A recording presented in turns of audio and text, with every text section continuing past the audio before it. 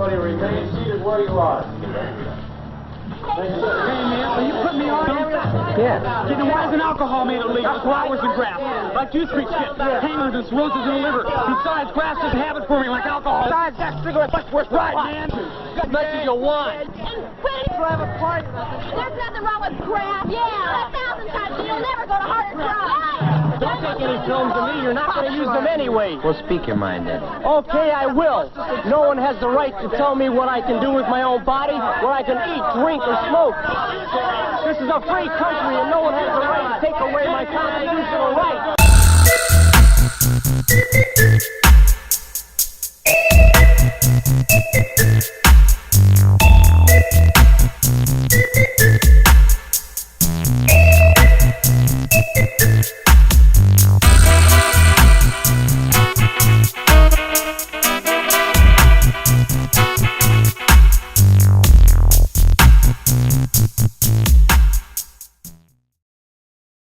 It's the Hoosier Sophisticate Show.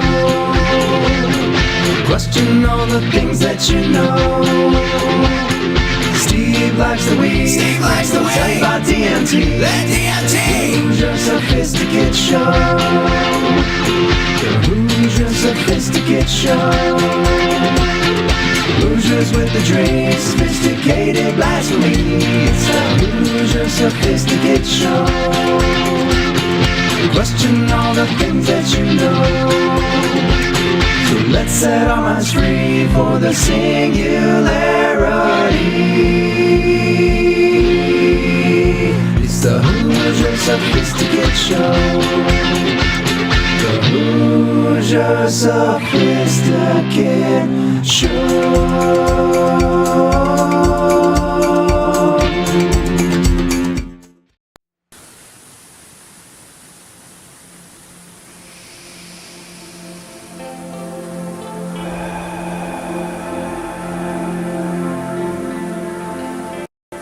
Good morning, friends.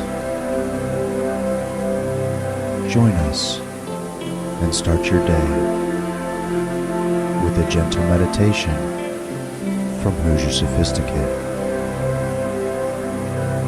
Let us all remember, we are only as good as our last breath.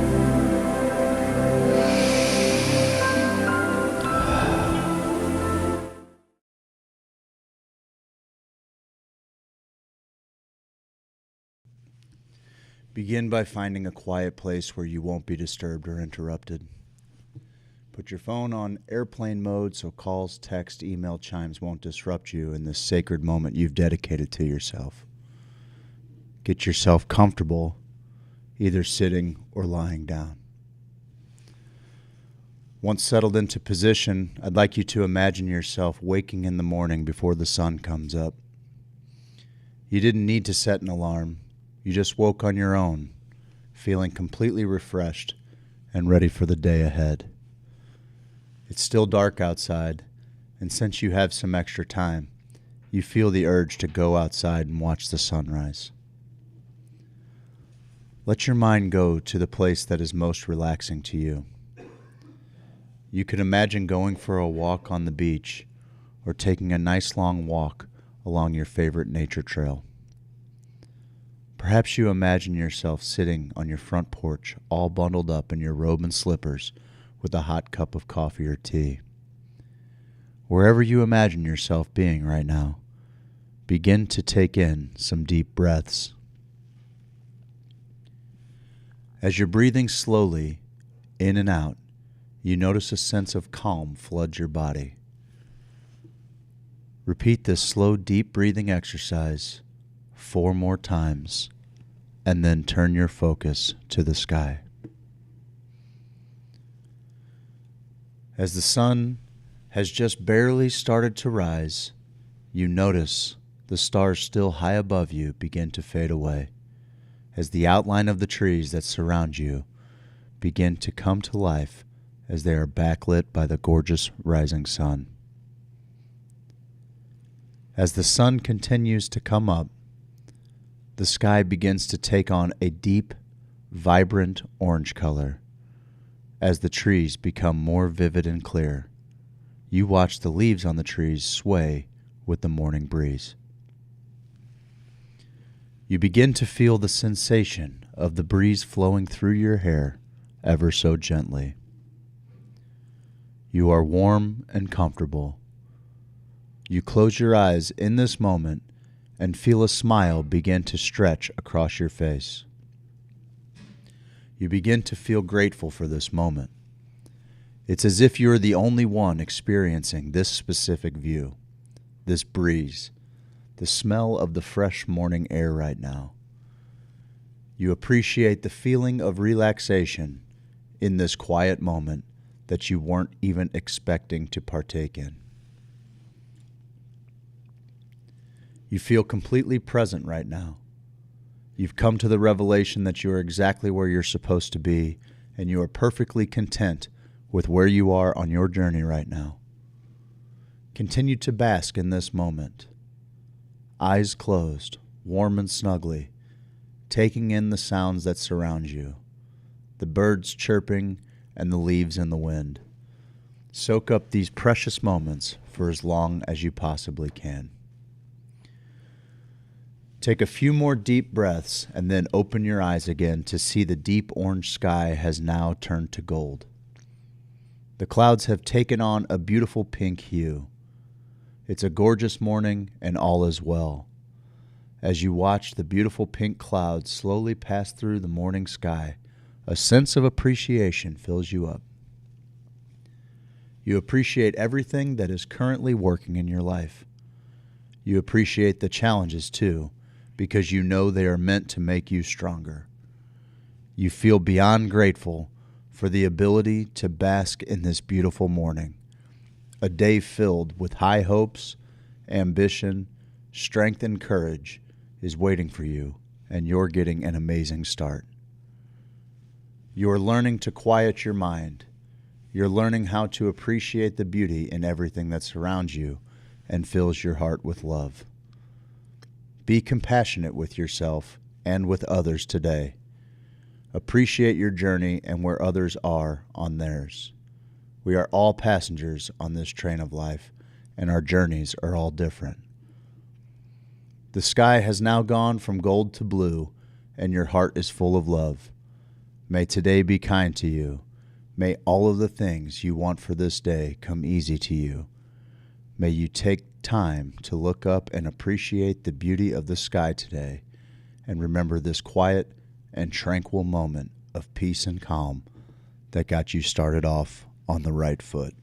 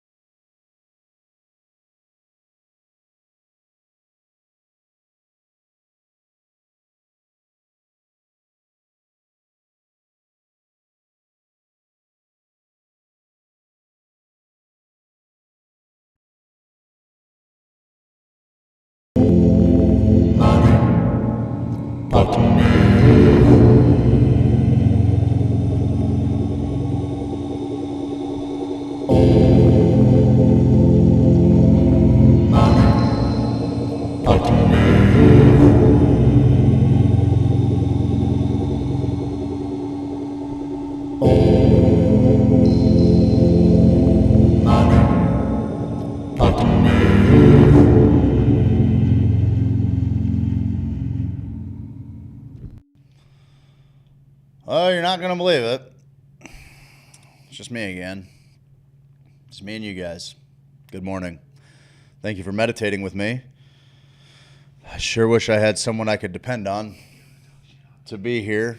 Don't you guys hate it whenever you think you can depend on somebody and they stand you up every chance that they get? He's a piece of garbage. Don't you hate when your friends make you look like an asshole when you have when you have obligations to the people? Try to get him to talk shit on me. Do you hate that as much as I hate that? Because I hate it.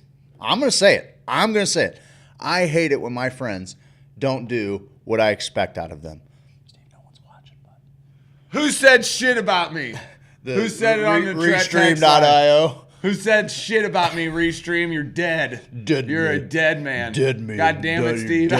Just kidding. Joke's on you. I'm here. Everybody's like, absolutely. Fuck that guy. I'm putting your names on a list. That's right. It's my naughty list, because as much as I hate Thanksgiving, I love Christmas.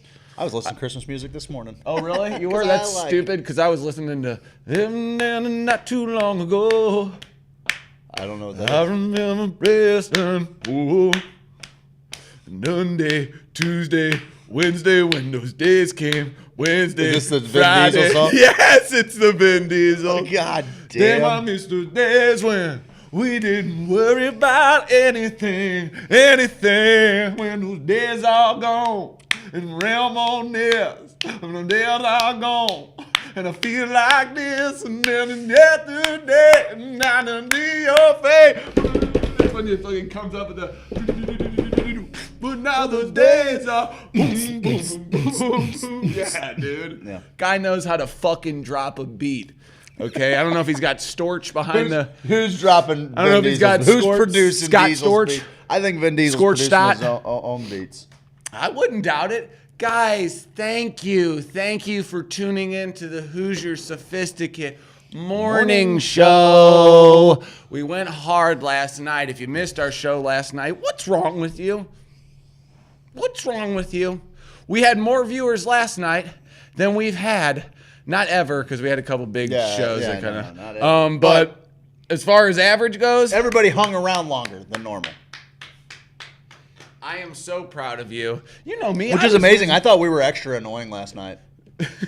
You always think our best shows are the worst ones, worst. and our worst ones are the best Well, ones. that's still That's how I holds am. true. I mean, that's how I am. All of our videos. Still holds true. If I spend a lot of time on a video making something, Yep. I'm Oh, like, this is the "Let's go best." blow it away. 300 views. This is the best. If I put myself farting into a microphone. 10 million views. This? Yep. I think it's up to. I'm gonna count how many comments we're up to. We still in a no yeet zone? We were a full no zone, bud. No No eat zone. zone. Okay. No, did I just say everything? Yeah, I think you said it. No eat zone. This is also Hellbig's penis. That's I don't know if true. you can see that. They can. Can they see it? They can now. They can now. Okay. I'm actually gonna get a count on where we're at with that. We ought to have a ticker that just shows a constant how many No, we comments. shouldn't. We Nope. should just Nope, have shouldn't a do that. ticker Nope. for how many comments are on the Don't Yeet like it. post. Don't like it. I may have been idea at I may all. have been the last one to comment on it. I think. I think Steve listens to the two Vin Vin Diesel Diesel songs songs on repeat all day long. That's coming from our text line, and yes, I do. Sometimes I get mad. Go ahead. Go ahead. Sometimes I get mad because I wear songs out. I'm that guy who wears songs out. But I like it. Why can't I play it all the time? Do anything you want. Bam. You want to watch Twitch? Tell them what happens when they tune in Twitch and subscribe. Because we gained 12 more followers over last night. Ooh, it's see-through. Like when you did that, I could see the mountains. Oh, wow. That pipe comes with the mountains of Brazil. It's the port. Rio, yeah, that's actually the second hour graphic, but whatever. Yeah, I know. I was wondering. That's what's throwing me off. It's all Yeah. So you can win that. All you have to do is be a subscriber on Twitch. If you're a subscriber on Twitch, you may win something cool. Christmas is coming up. You want a little gift for your lovey-dovey? You want one for your lovey-dovey? And you're like, what am I going to get her? Win something from our show. That's right. Give her the pipe. Make her or him think that you care about them a lot. Maybe you do. Maybe you don't. We're not getting into that right now. Fact. We're talking about this wonderful, glorious little glass piece from Amy Winslow. This craftsmanship, for real though. It's awesome. Seeing how glass is blown. It's awesome. This is some good stuff there. We want to cultivate a place here in Festus, a spot, a little cool spot where we can give out pieces. We can give out pieces of information. People can come hang, watch the show. We can have the conversations that will hopefully lead to the destruction of the world. No, wait. Destruction of the drug war. There's new Animaniacs episodes out and Pinky and the Brain. Did you hear that? New episodes I of heard there Pinky was and the new Brain. Animaniacs. I and didn't know Pinky and the Brain. Pinky and the Brain, but I guess I don't know. I don't know. I can't believe there's both of them. They're the same show. Yeah. Weren't they? Well, Wasn't yeah, it and then there a was a spin-off? spin-off. Yeah. I was in Pinky and the Brain. I like Pinky and the I Brain a like little bit. all of that Kids WB block. It was great. It was great. Tiny Toons. Tiny Toons. Freakazoid. My fucking jam, bud. I gotta grab a Kleenex. Yeah, do what you got to do, buddy. I gotta grab a Kleenex. Guys, I'll have you know that I don't know why you have pre-cum this early, Steve. It's strange. It's strange to me. Dude, I wake up with pre-cum. I've been listening to Sturgill Simpson, Mercury in Retrograde every day on my way to work, so I can't talk. I wear songs out also. Yeah, I get it. I understand. The song you sang to end the show was so good. You guys sounded great. Well, that's... I thought we were a little pitchy, but thanks, Jen. I appreciate it. Oh, yeah, we were a little pitchy. We were real pitchy. And we got to learn. We got to be back. We also got to tell the control center over there that when we're singing, we're singing. Okay? Oh. Okay. All right. This is Major Tom to ground control. Shut the fuck up. Turn off your microphone. Cause you sound just like a jackal. Cause you're pitchy in the most fucking worst way. Wow, got him. That was a good one. You burned Mike so bad. Fucking Mike. I see You burned him so bad. fucking hum over Mike, us sing your little heart out. I didn't even notice it. I wear songs out. I don't give a fuck. Oh, I wear songs out. Pinky I and don't give a fuck. It's not.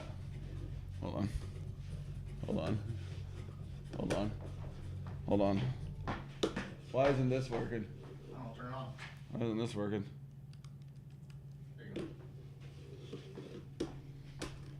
Now do it. Now do it. Now do it. Where is this? Maybe it's dead. We right your kill Congress. it. I've already done it, bud. Oh. Just press it.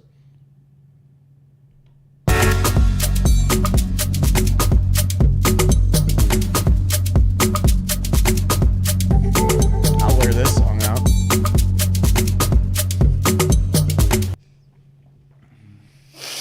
Yeah, I'll wear a song out. I don't care. I don't care what you guys say. I don't care what anyone says.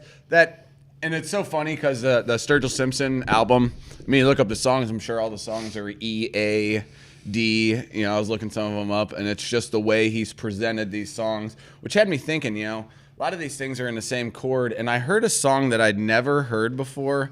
I want to play it for you at the break. Let me just get it. The name of it. It is Vin Diesel, Days. Oh, wait, no, that's the last song I was listening to. Why Can't We Live Together, Timmy Thomas. Why Can't We Live Together, Timmy Thomas. I'll just give you.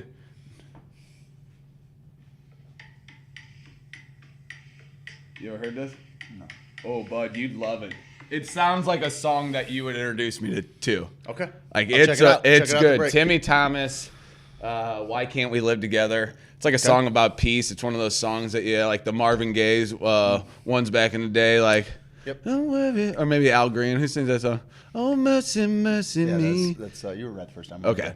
And, just songs. Oh, things ain't what they used to be Oh, now. shit. It's one of those, dude. It's Okay. one of those that'll get you a little bit, dude. Got a nice little drum beat. They let it eat. You know what I mean? They're not. It's not Sturgill Simpson Wall of Sound. Sure. It's the exact opposite, which I can appreciate. I like them both. Both. I can appreciate that I can't pick up any of the sounds coming up, but I can pick up, in other music, there's only one drum going. And you're like, oh, God, now it's making me want to listen more, even more intently to what was happening. So that song is a bomb track. It's Bomb a track. Damn! Steve-O, it's happening. It's happening. It's one thing to have inklings, ideas of how things are going to, or how things are possibly going to work. I had this notion, I think I mentioned it a few times, that if Joe Biden's elected, crypto's going back off to the races, buddy. And Bitcoin has hit an all-time high. Again, we're well over 19,000. Now, it was trading. I remember back in like 17 when I first started getting into it. One Bitcoin was trading over 20 grand. That has happened. But the market right now on Bitcoin is, Oh, I'll tell you what its worth is this morning. Can we buy like $2,000 of Bitcoin? We could. It would give us a fraction of a Bitcoin. Can you do that? Right now, it would appear that it's 18,475. So it's having a hard time staying above that watermark of the all-time high. But one Bitcoin is $18,475. Will it ever get back down to like? Won't ever go back down. It got down to 3,500 in 18, I think. Damn. And I was like, oh man. What are you This like? looks pretty good. Yeah, look at that If I face. if I had some extra money, I think I'd be buying some Bitcoin right now that I didn't have to worry about for a couple of years. I think I'd be doing that. I have very little belief in the. Where am I? What the hell's going on here? This is my close-up, Papa. Get the hell out of it. Why are our close-ups so close together? This is the other. What's going on here? You get out of here. Now try it. Yeah. Well, no. Now I need to be over here. Yeah, you should get where you. Fucking Okay, I'll belong, fucking be where I motherfucker. belong. Be where I belong. Get Now where you belong. Now you do me. Now you move me over. Now we got it. Ooh, that's.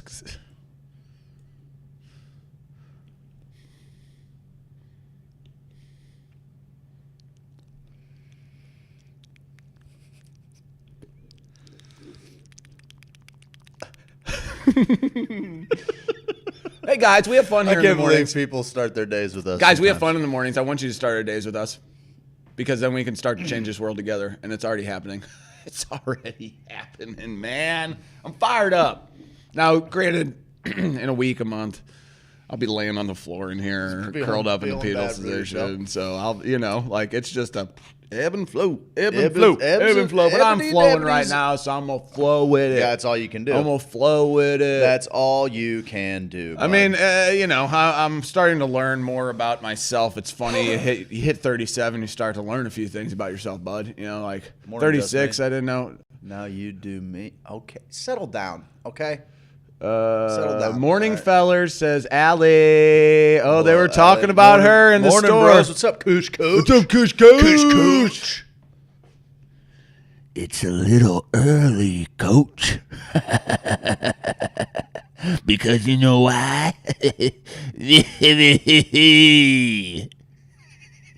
You don't in this town. Sorry. My eyes hurt. That'll never get old for me. Oh, it was getting old for me during that. So I thought you were gonna actually get an aneurysm last night. I thought you were gonna break that blood clot loose, and it finally.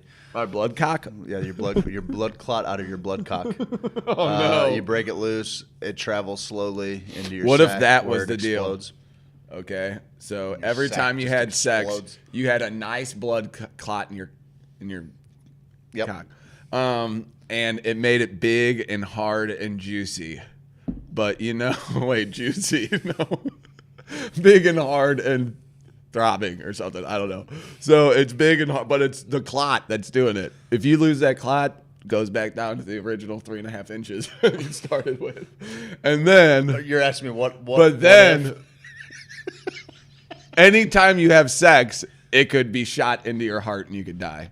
Are you having sex? 100%. Because all the chicks want it. 100%. They all just want to be the one that breaks It's it a loose. clot.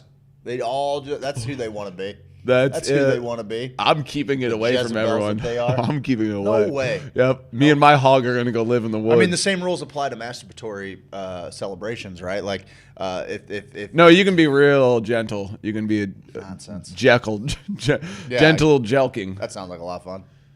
What, being gentle with Being yourself? gentle with myself. What do you do? Sounds like I Jesus. punch it.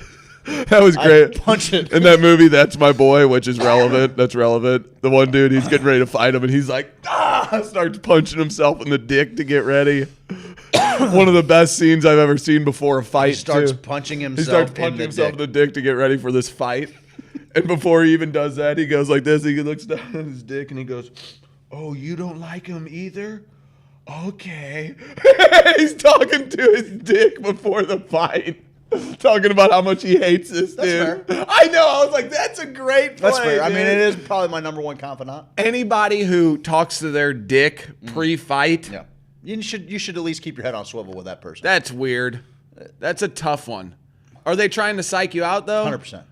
Or are they really that? I can that tell you wild? if I'm standing across from you, ready to just punch your lights out. Yeah, pal. punch my lights out. And I go. and I'm having "Ooh." a conversation Yes. with my penis Yes. beforehand.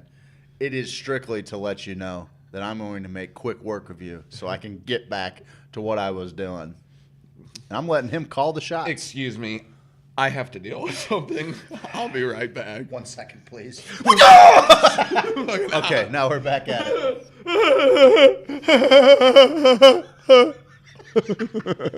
Good morning, just me. Morning, Allie. They don't get it. They don't really understand it. This is a no yeet zone. This is Hillbig's big wiener. It's a simple whiteboard, people. I don't understand where the confusion is from. Guys, it's the holidays coming up here. I am pumped and excited. I love getting together with my immediate family, maybe a little bit of the extended family too. But you curl up, you start a fire, you watch some movies. You were talking about Christmas movies. I've been kind of trying to look for some dark horse Christmas movies. I haven't. There's a new Christmas I'm not Chronicles. quite I'll ready. check it out. I'm not I get it. ready. I usually go full bore about a week or two in. Do you do Christmas lights and all that shit on your house? You do the whole shebang? I'm thinking about it this year. Limited. More so on the inside than outside. We got the trees up, put some little knickknacks. We got a little gnome that if you don't feed him porridge, he'll fucking kill your family. We got all kinds of stuff. Yeah, who doesn't have the murderous gnome? The murderous gnome? Yeah, You who get doesn't? It's kind of like Elf on the Shelf. This goes way back before that, though. If you don't feed this dude porridge, he's going to fuck up your whole world, man. I just really appreciate. I don't really get into the consumer side of. I have a hard time with it because I'm poor. That's that helps. That's it helps. the biggest thing. I like to pretend that it's like some big fucking stand for what's important, but really what it comes down to is I'm broke. Yeah. It's like, hey man, consumerism's bullshit. Consumerism fucking sucks. And shouldn't buy fucking heart. materialistic things. It's about singing songs and holding space for the people that you love and charity and everything. But I'm really, poor. I'm poor. Are we gonna go caroling? I would love to go. I want to go caroling. I can tell you just lit up. You lit up like a Christmas Here's tree. what we're gonna do. We're gonna take a bunch of cups like this. We're gonna fill them with booze. Okay. Maybe on top of that booze, a little cider, a little eggnog. Booze, ketamine, eggnog. Don't be silly. You'll waste your ketamine like that. Yeah, dude. Come on, if bud. If anybody would like to go caroling, inquire within. Within themselves? First ask your soul if caroling agrees with you. And then ask us if you can come and hang out with us and go caroling. That way, listen, everybody's holed up at home. People are getting, yeah. Come on. People are holed up at home, okay, which means that they got fists in each other. Depression is up. Oh yeah, depression abuse is up. is That's up. what I meant to say. Sadness, sorrow is up on the fucking. It is, man. We talked about it the other day. So if we can just, that's why I'm so happy. Bring some light to these strangers' lives. Can you imagine? Like, let's just say a couple. They're in a very toxic relationship. Yep. And the kids are witnessing horrendous abuse, right? They're going at it. Don't you think that a nice old Christmas carol will just stop that right in its tracks? I do. Because there's two ways it goes. One, they're like, oh, there's carolers. Kids, come look, there's carolers. The other way it goes is like a brick comes hurtling at us at about 40 miles an hour. Shut the fuck up! Hey, man, this ain't Philly. I'll take my chances, bud. I just feel like... Let's go to the center I just corridor. feel like if there's a good little group of us, we all start out and say, bells will be ringing. The day news. You know what gladness? Oh, what a Christmas. And we just singing outside. To have the blues. My baby's gone. He's like, you see, bitch, I told you. I have no friends. Boom, boom, boom. To make me happy. Christmas once again. Choirs will be singing. All right, so anyway, guys, I want to go caroling. You guys want to go caroling?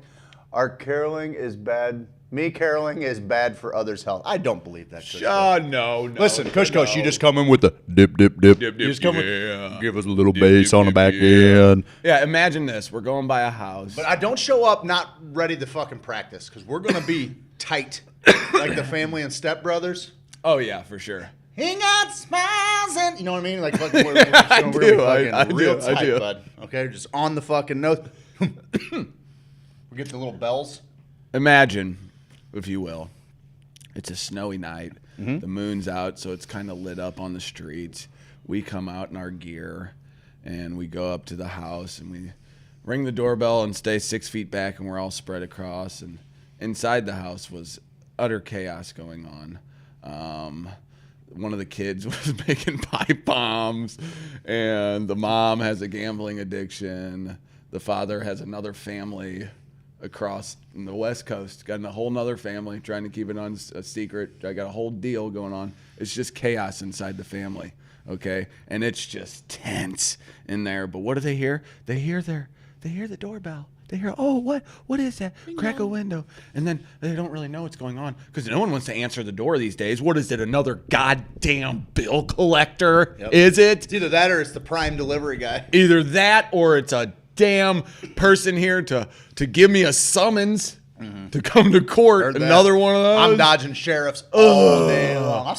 And then they hear, away in the manger, no crib for a bed.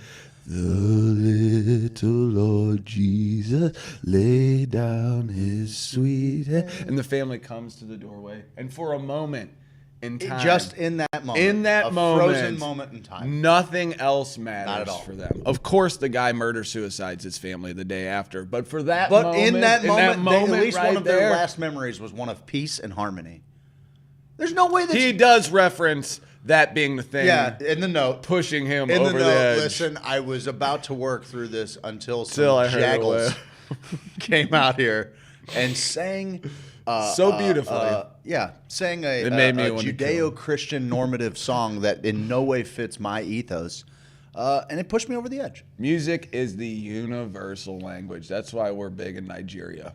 I'm in KC. We should do a statewide virtual caroling. I'm done with virtual. You want virtual? You're doing virtual stuff right now. I'm done with virtual everything else. Oh, fair enough. Yeah. Fair enough. You bring your asses out here. We're singing to people in the streets, and we're going to be cold, and we're going to drink booze in our fucking drink like I got right now. My mom had Dr. Phil on when we were. I guess that was Thanksgiving. Oh no, I went to go pick up the kids, and Dr. Phil's on, and he's doing his show, and behind him is a wall of screens. So where the stage is, not where the fans should be sitting, but behind him. And every time he says something, it's all of them clapping at home On the screens? On the screens, and I'm like, this is They have piped utter in feeds dog of people shit. at home. It's bullshit because you know there's a delay. Oh, I know. Those people wouldn't be It's all able recorded. to clap. It's all perfectly recorded. It's all like this. That's all. You can tell the first part of that, but the screens, even though they may be live, I feel like there's just a button someone's hitting 100%. that says, That's "Oh a yeah, 1,000,000% act what like it is. clap what you do." 1,000,000%. It was so fucking weird. Because how many dystopian futures have you seen? The 100 computer screen, TV screen thing up. The Matrix has a part of it. So many movies reference this big wall of, and I'm like, Dr. Phil's the goddamn Antichrist. I knew it. He might be. Now you see the thing about this. You see the thing about this is, are you calling the audience a bunch of hoes? Yeah, the audience, a bunch of hoes. I was watching that live. I respect his hustle. Were you really? I was watching that live. My mom is huge I Dr. Phil. just can't. And she's like the it's, audience. It's one bunch of those hoes. things that kills me inside. Cash me outside. It kills me inside. I can't do it. That gal's worth what, $8 million now? Big baby. I got my Gucci flip flops. Is that her Got my name? Gucci Is that her thing name? on. Big Got my Baby? little thing Is on. her name Big Baby? I think something like that. I'm sorry. Fuck her. Yo, she's great, That's dude. fine, whatever. She turned that into a career. You're damn well. If I go on Dr. Phil, dude, we should do a spoof. Bad Baby. Hang did I call on. her? You know how you spell it, bud? Hang on. Spell Bad Baby for me. BHAD. 100% so far. B-H-A-B-Y. So close. B-H-A-B-I-E. B-H-A-B-I-E. Bad baby. She's got 15 albums. That's how. No, she doesn't. She has 15 albums. Bad baby. That's how you say it. Bad baby. Bad hobby. Yeah, she's gonna be on the list. I was close. I was close. What? She's worth $4 million. There is a God. Oh, is there? And he's got the Is there worst any way that someone he's got can the get worst her sense of talent humor? scout to tune in to some guys that are pumping in? But doesn't have to be $4 million. Listen, you end up on Dr. Phil and you tell him that cash me outside. What if I just went on there and fucking stuck him in the neck with a pen? You'd end up in prison. But I mean, I would probably build a brand, right? Like I'd be able to build a brand. You'd have to off start of that. rapping in prison. Well, naturally. Of course I would start rapping. Or maybe like a metal. You'd probably do well in the metal crowd. The metal crowd? Yeah. Yeah. Mongolian throat metal is my jam. I've been listening to that. Yeah, you turned it on the other lately. day. It's not bad. Yeah, I like it. I actually if like. you come into Sweet Leaf and Festus, there's a 38% chance you're going to listen to Mongolian. No, that's not true. It Throat was metal. on once. It was on once. Don't scare people away. want Actually, some bring Mongolian them throat in. Bring them in. Yeah, I'm bringing in all I'm bringing them in. It comes in a herd of Mongolian throat singers. Have you heard about the girl from San Francisco, from San Jose? San Francisco. Did you? I'm writing you about San Francisco. Oh shit! It's Catch just- me outside. How about that? That's all you got to do. You got to it's- figure out a way to come up with something like that. I did. I said, it was very clear. I thought it would have taken off by now. I said, shove a pineapple in my ass, spit in my mouth, and tell me hold my jizz until your parents come watch. I thought that was easily. You got to sum it up a little bit better. Okay. Well, then just bring it to the last. Tell me, we'll just take the last sentence. That's clearly catchier than "Catch Me Outside." How about that? Tell me to hold my jizz till your parents come watch. Did you rip that off, or is that something you came That's just up? right off the cuff. That's unbelievable. when I know that I was in That's that in-between yes. space. The theta Yep. space, like I where know Tesla when you get did there. all of his greatest thinking. I know when you're That's there. when it came out. I can tell. Sometimes you We should probably overthink play it. that at some point today, just because. We can lead into the. Oh yeah, do we not have it on any of our commercial breaks? No, I'll put it in. That's all right. We don't have it on any of our commercial breaks. No, we don't. What is it Now for? I have the Rice-A-Roni song in my head. I don't remember the Rice-A-Roni song. Rice-A-Roni is the Roni for me. Rice-A-Roni is Roni. That is not the Rice-A-Roni song. Had something to do with the San Francisco treat. Ding ding. Oh, Rice-A-Roni is San Francisco treat. Ding ding. Yeah. Yeah. Good job. No, that's not it. That's That's not 100% it. it. That's what it is. Sing the song for us, sir. Oh yeah, Kristen Nutt. What's that name? Oh, you didn't pull the TV out. Yeah, I got it. No, that's C. Merritt, 421. Craig didn't pull out. Surprise, surprise. Oh! Fucking never pull out. I never pull out, but We're going to do a Christmas smoke off where I'm going to smoke all these bitches under the table. okay. Remember when we voted on it? I said, what do you want to do? A dance off? A sing off? A cook off? Everybody's like, smoke off. I'm like, how do you do that? How do you do smoke it? off? We get a tent, and we always talk about it. The first guy who's going to kill themselves, and it's going to be me. I'm going to get a blower, fill it with weed. I wonder if you could sit in a car. You can't die from just being in a car, can you? Like if you camped and let it run all night. Well, you can. But I would think that you... Is much getting into the car? Like I guess if you have an old shitty car. Yeah, maybe an older one. I wouldn't think with a newer car you'd want to. They don't recommend that you sleep in a running car. Really? No matter if you're indoors. Or definitely if you're not indoors, but if you're outdoors. If you're in your garage, It just sounds like sweet release to me, but... Yeah, it feels good. I just fell I'm into a nap tired. and I never came back. It's funny, like a lot of people say that's like an easy way to go, but really, you're like your last 5 minutes are just a rampage. He finished the job he started in the hoo-ha. In the hoo-ha, he started it in. Yeah, I'm not a quitter. No, I'm definitely. I'm busting up in them. God. Busting up in her, not him. Okay. Her. We're learning Busting some up stuff. Yeah, I know. I'm still gooping. Oh, man. Come on. It was stupid. Some respect. It was stupid. And I'm gooping. What'd I do? You know, if When I'm you, pooping Steve, the if we goop. got 300,000 views a day Pooping on the goop. YouTube, so we're not far from. We're probably like 6 or 7 views from 300,000 a day. Oh, on God, YouTube. yeah. Maybe we got about Maybe one or two to go. One or two to go. We're 300,000 a day. If we did that, we'd make about $1,200 a day, which is what Bahad Bahabi makes off of her YouTube channel. Oh my gosh, man!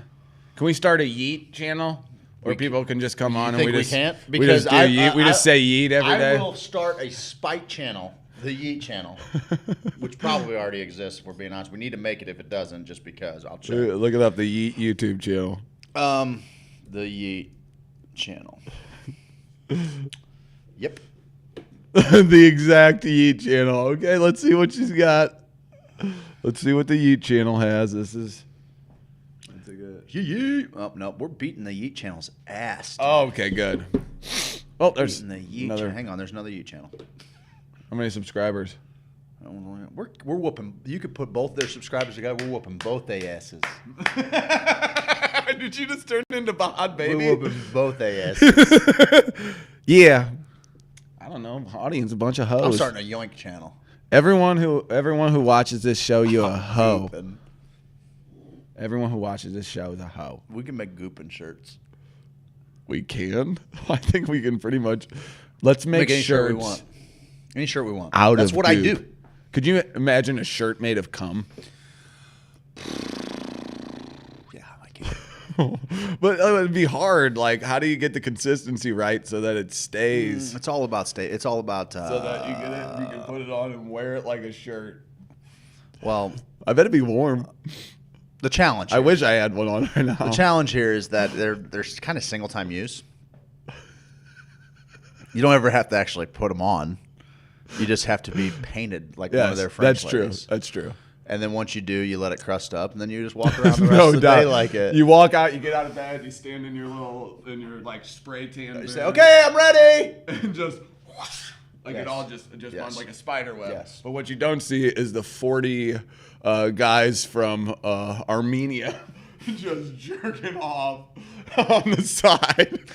Only we only Just and listen, spraying you. we Spraying only you with and only because Armenians notoriously have a high yield. Huge loads. High I was yield. thinking Zinedine Zidane. I think he's French, isn't he? Yeah, but he's from Algeria. He's from Algerian. Sorry, I got They're different. Yeah, Algeria. One's Sorry, Turkish. One's- sorry, Come on, Algerian. bud. They're not that far away Jesus. from each other. Oh yeah, if they ain't in America, they ain't This guy's made matter. Of hate. This guy's made As long as they ain't in Bigoted America, they ain't matter. Okay, bud. Okay, bud. Okay, bud. Isn't that a Monica Lewinsky? Get on Come on, somewhere. man, too Jesus soon. criminally. Too We try to soon. have a Have good some- morning have show some here. class. We try to have a morning show where we talk about good stuff around here, okay? Where we're not trying to talk about Monica Lewinsky. We all know what she did. Gross. That's disgusting, guys. Let's grow up a little bit, okay? Can we grow up? Can we? If you'd like, yeah, sure, I guess. Can we, You everyone? insist. Can we grow up a little bit, okay, guys? It's time to put on your big boy and girl pants, okay? Time to grow up, put on your diapers, okay? And then poop in your diaper, okay? And then pee pee in your diaper, okay? And then have someone come change you, okay? Because it's going to happen one day, okay? You're going to poop yourself, right? And then some other person's going to have to wipe your ass, okay? You're going to be older, and someone's going to have to wipe your butt. I don't know. I kind of got off. I don't know. My bad. Ho gang for life. Ho gang, ho gang, ho gang, ho gang, ho gang, ho gang, ho gang. Big boy cum shirt on. It's big boy. It's a big boy time. Put your cum shirt on. Cum pants don't work. I've tried. I got some. I guess we'll probably wait till after the break. I don't know if we wait till the third hour or what, but I do have. I got a couple things that we're going to talk about. If people want to stick around for it, at some point we'll get to them. 6 ways we can support cannabis prisoners this holiday season. Oh, that's a good one, bud. I like that. There is a new documentary based on one of the subjects on our wall that none of these motherfuckers can see right now. But it's one of the straighter ones. If I had to. I'm wearing it, man. Why? It looks Can stupid. you tell from right here? Oh, fuck. Can I ever? No, I can't. You can't? Almost looks like it's going the other way now. Okay, well.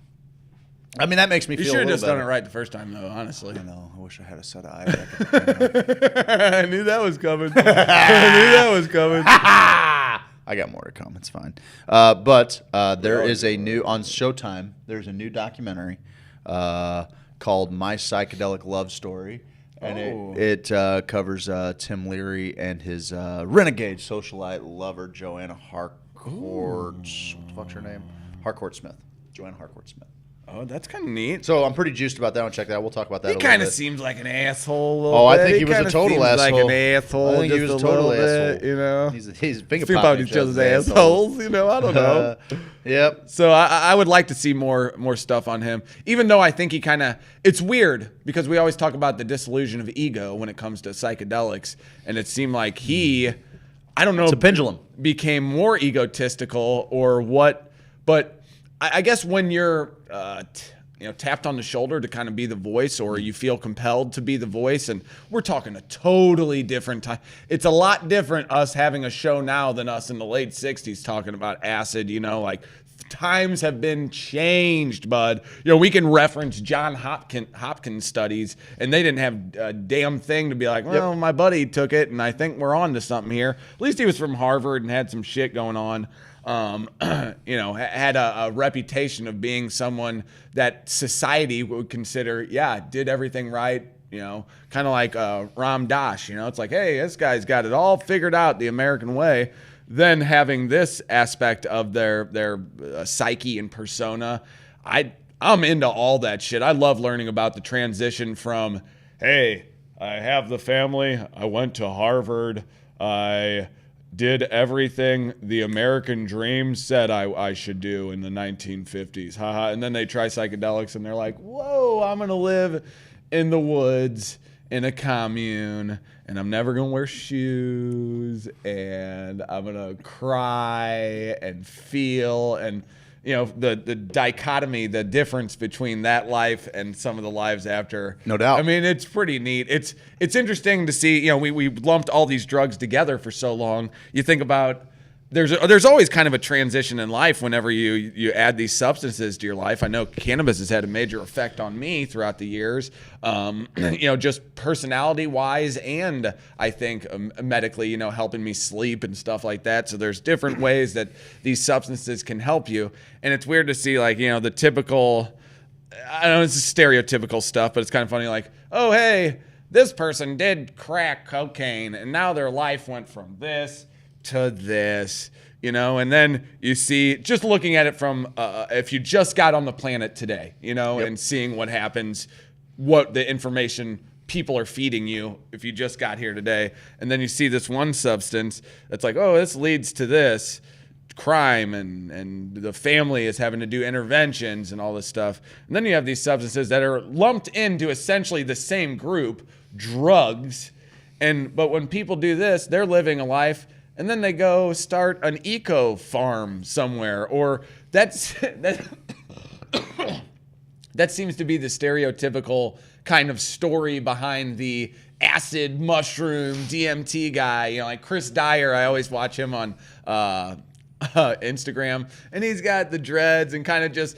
I love people who fit the part and people who don't. I love them both for who they can be in the situation. Teaching us one aspect about the universe is learning in this shape and form, and then the other one might be totally different.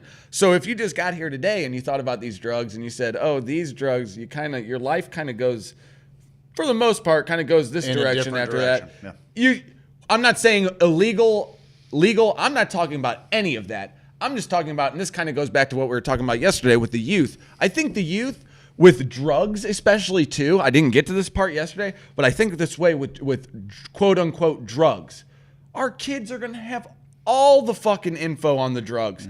And I think when you give people the info on the drugs, the smartest people I knew in college were also really the most responsible drug users as well. Like, they were the first people talking about test kits and making sure, like, oh, that doesn't look, oh, I never eat ecstasy in pill form. You don't know what's mixed in with it. And I remember thinking about all this. I didn't know anything about that. I was like, yeah, just yum, yum, yum, yum, yum, yum. What do you got?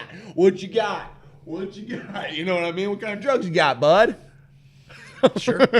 And so, it's hard to really lump everything, all these chemicals into the same group. Yep. I don't think you can. Nope. And I think the kids now are realizing, oh, drugs is this huge encompassing. It's like saying, oh, baseball players. Yeah, some guys bat in the 2-hole, some guys bat, 9, some guys are pitchers. So there's all these different subtle nuances. You can't just lump them in. You can't say, oh yeah, here's the label of them. Yeah. But man, they're going to be able to know, oh, here's a ketamine study. When people were doing drugs 20 years ago, they couldn't immediately get up. Like, I remember Arrowhead was huge for me. It still is, yeah. Huge. I was like, oh, I can a wealth learn of what information. DMT does because I had no idea the first There's another time one like we that tried. called DMT Nexus and shroomery.org. There like you those, go. Yeah, shroomery.org It's been around forever awesome. too. Yep. So with that, our kids will be more intelligent too, because a lot of that shit, we hear it all the time. We've heard it over the years. Peer pressure, peer pressure, peer pressure. Yeah, it's dumb. But there was there's an element of that. Yes, mine wasn't more peer pressure. I tried things because of it peer was pressure. older kids who kind of seemed cool that I was watching, and something like the kids who smoked weed in my grade school. I was like, I will never try weed, never, because the dudes in my grade school who smoked weed, I was like, these guys are going nowhere, man. Sure. And it's obviously the weed, not their insane home life right now. Yeah. I attributed it to this one thing I saw. So I think our kids are going to be much better suited to navigate the waters of this wide world of drugs. Yeah, there's also, attached to all drug use or substance use is there is also this thing that happens where people have this insanely positive experience with those chemicals, Yeah. or with what people have lied to them about their whole lives, right? And so because their subjective experience was wholly positive, well then whatever they were told, it all has to be fucking, like, there's no way that cannabis can be bad. There's no way that psychedelics can be bad because their biases have been confirmed, or they're, it's what happens when someone's fucking lied to you about something, or when a group of people have lied to you about everything. But that doesn't make it so. Your subjective experience doesn't corner the truth on that. Like, there still are risks attached to all of these things. People do have addictive personalities. It's just speaking for myself in particular. I used to smoke cannabis around the clock. Yeah, right? me too. And still use it frequently. But there was also a moment where I truly believe physically that, cannabis itself was not harming me in any particular way. But I did hit a point where my body chemistry was like, oh, I'm not really. And I don't even think I could recognize it in the moment. It was just kind of looking back over a period of time, and I'm like, I feel like, and it's different for everybody. Like, I feel like I was less motivated. I feel like I got less done than when I did. I mean, that's a thing. You fucking loser.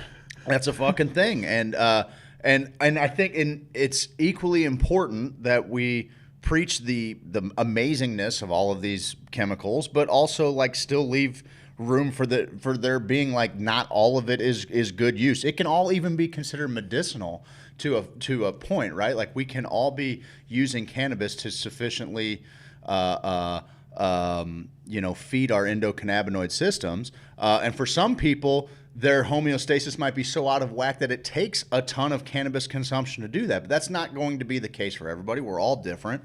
And so, like, we have these positive experience. I have a positive experience with psychedelics. Oh my God, these are the answer. These things, I got all of the answers. They help me come to grips with death. Oh my God, they help me handle my father's mortality. Not only did they help me handle his mortality, they help me handle my mortality. Well, that's the biggest question most of us face is what's on the other side of this thing. Well, I think I have a sufficient answer for it. So this thing is the greatest thing ever. But there's a shadow side to everything. We talk about the yeet and yoink. You know, it's the yeet yoink, man. To every yeet, there's a yoink.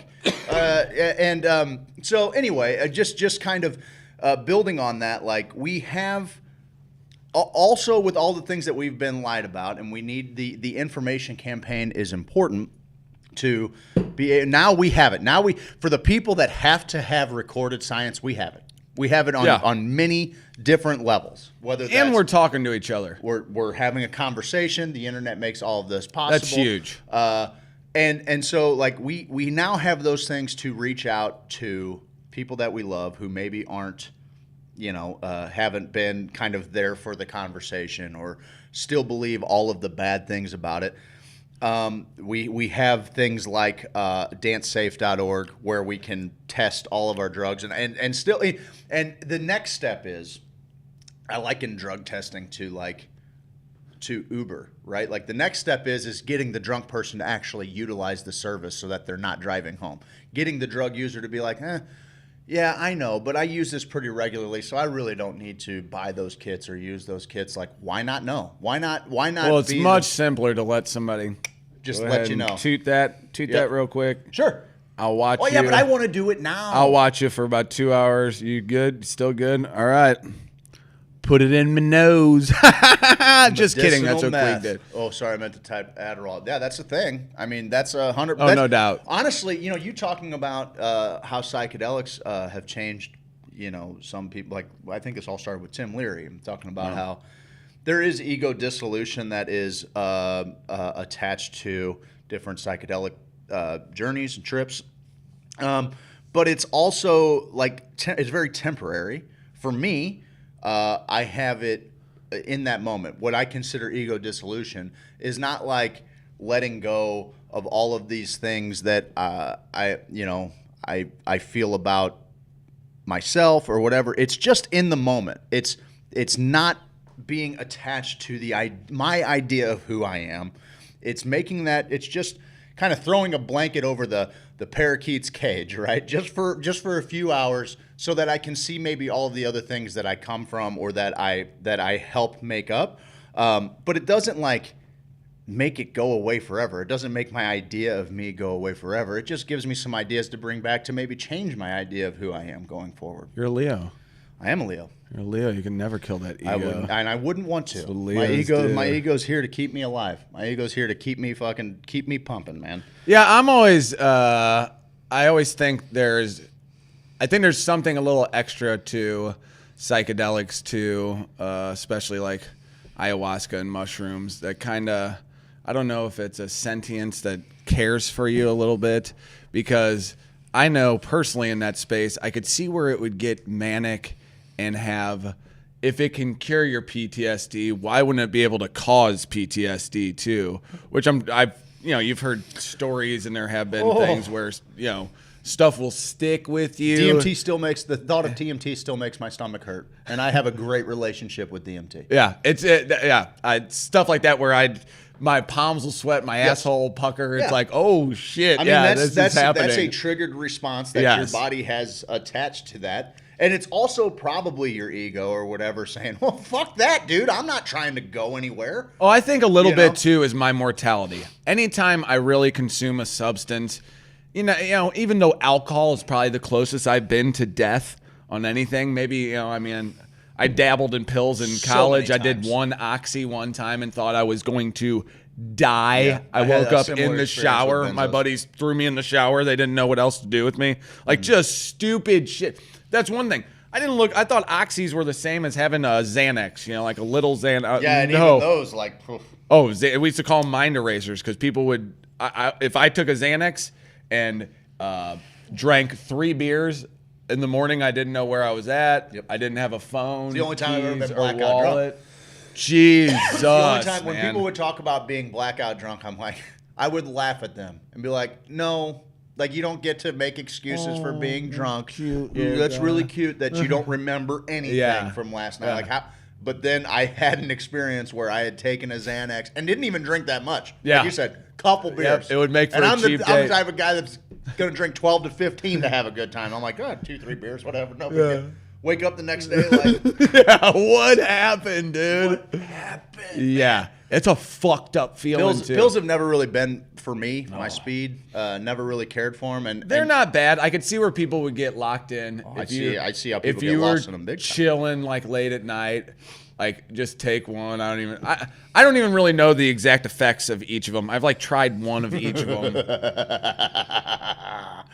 I ate an eighth of shrooms only to find out there was a hit of acid in each cap. That's See, now if someone did that to you, that's not cool. How?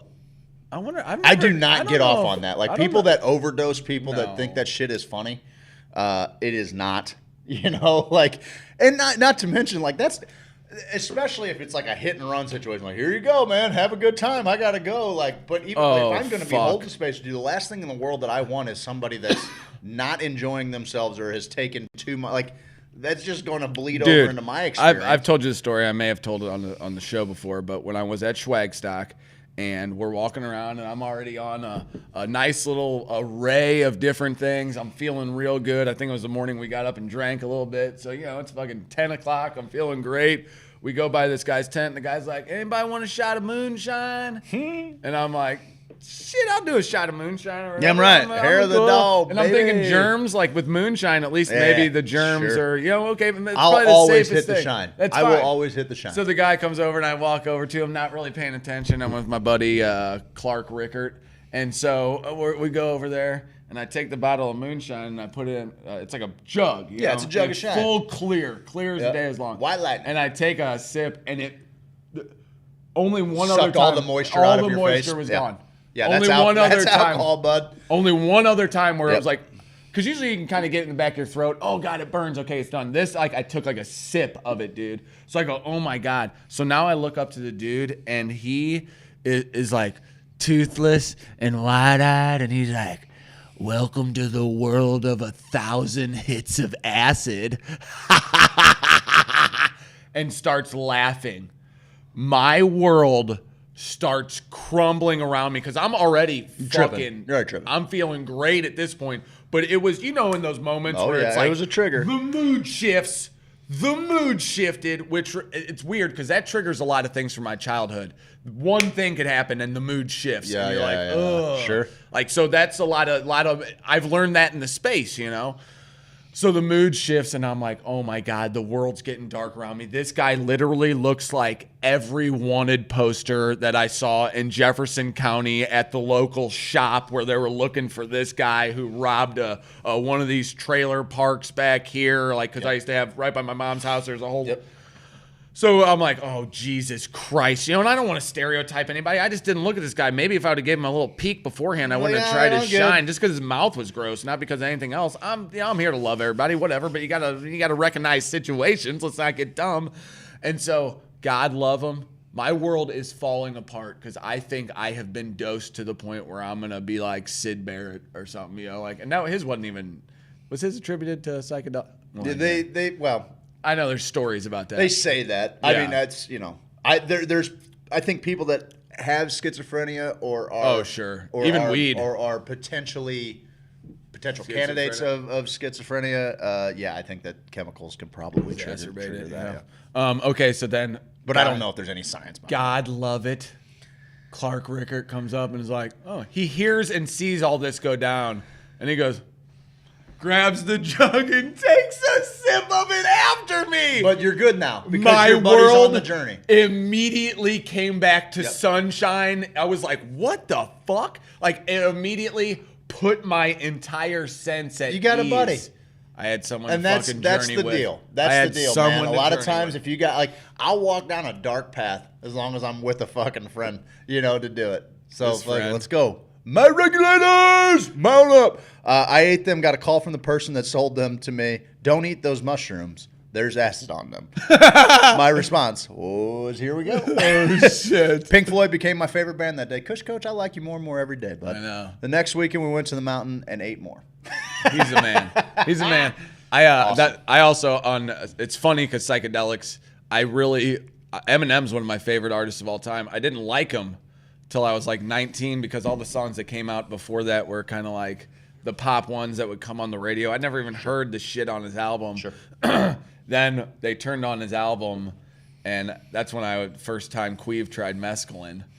And I had somehow melted into the floor, like legit, the carpet, my legs just kind of went into it, and Eminem was just spitting to me like he was talking exactly to me. Well, just like some of the shit. No, you know? I get it. No, I was get like, it. Whoa, dude. I get like, it. Hip hop's really hard for me in general on psychedelics, and I don't know what that is. It's not. There's always weird things that present themselves. Like Travis Scott, there's guys Kid that Cudi are and that B.O.B.. are yeah, totally. Like I get it.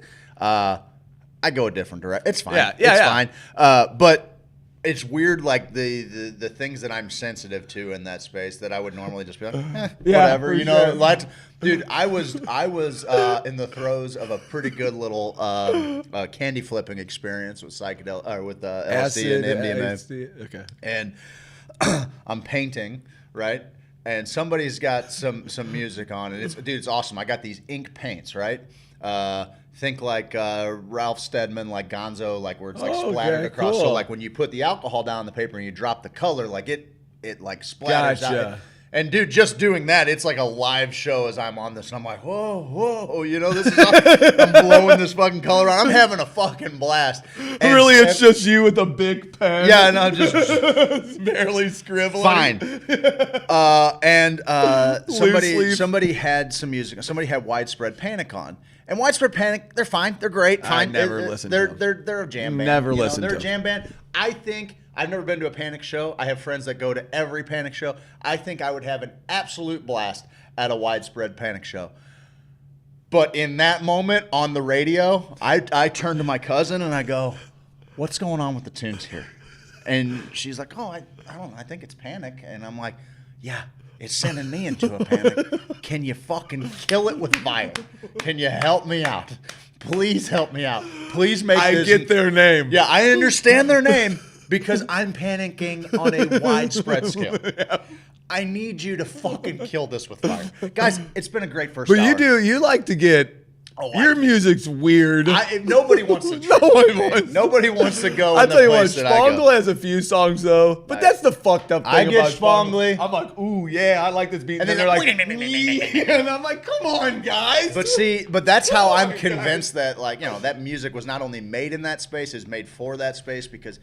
Like it's always the noise that like it's amazing how much it paints a landscape. Well, that's for me. the thing because the Beatles can only get me so far. My brain knows where this Beatles song is going to go next. Sublime. Sure. It knows. I'm on a road. I've driven before. Yep. I'm okay. Nope. Oh, now I'm seeing some different things. Yep. When it's the Spangle zone, I'm like, here I'm driving around. Deer! A ravine! Oh, a beautiful waterfall. That's awesome. Kyle, we're going off a cliff now. 140 miles an hour. Now we're coasting through a park. Oh my! And you're just like, for the most Jesus part, like Christ. If I'm with friends, if it's a social psychedelic experience, then it's the Avett Brothers for me. It's nice acoustic jams. It's stuff like that. If it's me journeying kind of solo, it's Icaros. It's drums. That's the way to do it. It's That's chanting, the way to. It's Spangle. Not to tell anybody how to do it, but when I go inward. Oh man, are the noises weird? I've had different experiences there. Also, because sometimes when I'm around, sometimes I'm a super empath. Whenever I'm in those, I can hear people's thoughts and feelings, and I'm like, seeing their head. head. A lot of times I'm like, all right, and everyone's like, where'd Craig go? And Craig couldn't get further away from the fucking noise. You sure you're not projecting a little bit, maybe? No, I don't think so. No? No, I don't think so. I can because it'll be attached to me fucking sitting there. You're just hovering above everyone. Like I can tell everyone. No, I'm just sunshine and rainbows, and then somebody can you imagine being in the throes I'm that of guy. the space? I know.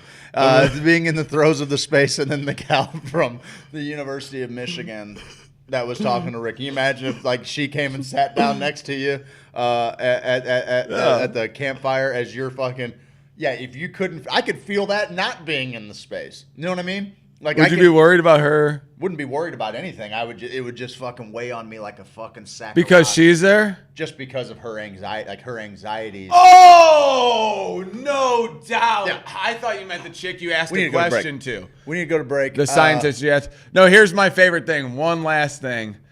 Craig does. I didn't learn that about Craig because I like to laugh and be I have no surrounded problem about with people. it, but I have to get away from it, and that's why I create little different spaces to get away. And from. I like to scatter away, and I'll listen to music. And sometimes when I'm in that space with other people, I've learned, and I don't really do it as much anymore. But when I used to, I'd be like, "Hey, man, I'm just partying."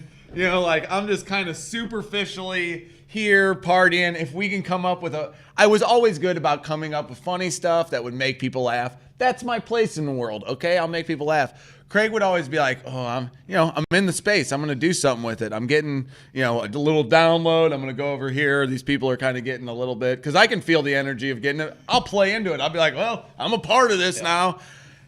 I would always bring the party wherever Craig, and I didn't understand about the first 3 or 4 times this happened. He's like, "Geez, man," and I always was like, "He's upset." This is me reading the situation. Man, Craig's just upset the party is not with him right now. And I would gather people. And up. I appreciate you thinking about me. And I'm like, "Come on, guys, we're going to do a conga line down to Craig." And like, as He's they're down there coming in this way, silence, I'm fucking yes. ducking behind trees. And he's going, "Fuck, man." And I'm like, "Dude, it's okay.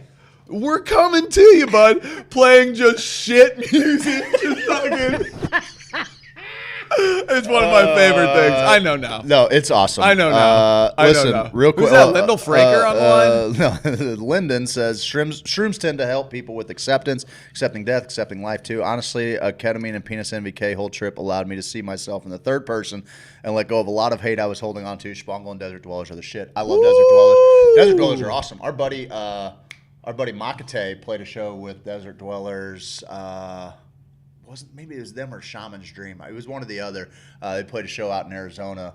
Desert Dwellers are awesome. I have all their albums too. Desert Dwellers, Shaman's Dream, Shaman's Entheogenic. Dream.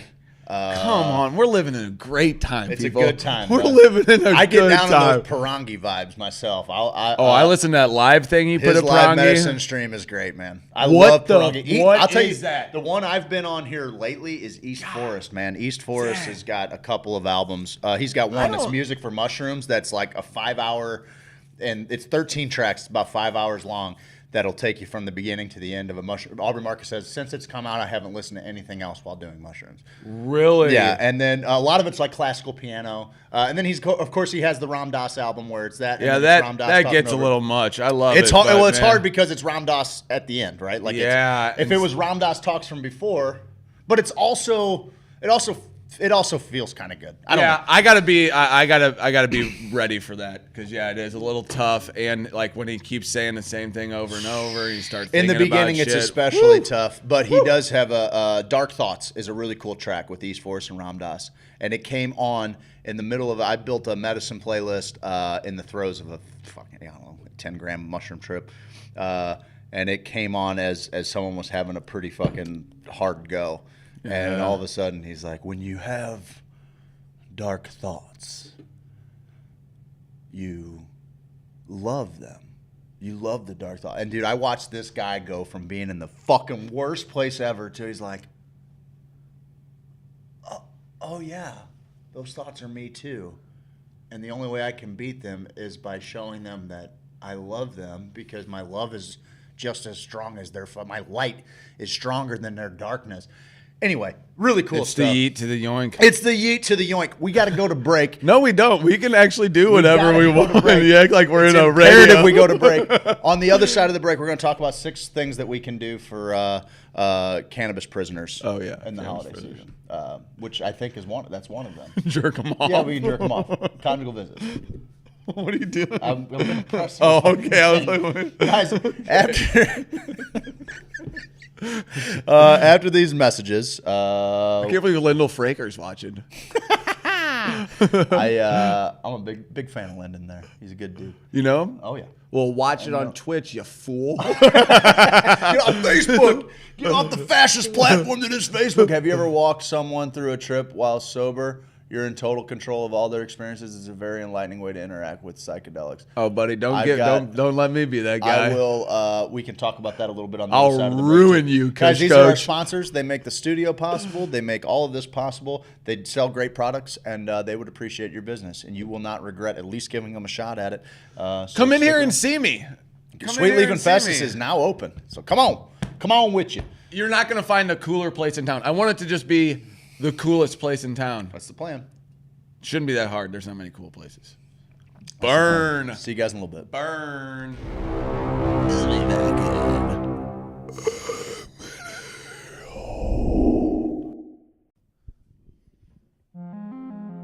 James Carlton Insurance. 4800. Handsome, amazing, astonishing, astounding, fabulous, incredible, fantastical, phenomenal, prodigious, stupendous, unbelievable, wondrous, divine, fantastical. No, seriously, he's fantastical. You got a house, go on and get it insured. You got a car, you gotta get it insured. You got a life, go on and get it insured. CarltonInsurance.net. Fantastic. Stupendous. Fantastic. Hey, boys and girls. I'm talking about native hemp extract. That CBD. That CBD. Get inside of me. Inside of me. That CBD. That CBD. Sweet delicious CBD. That CBD. That CBD. Got the CBD.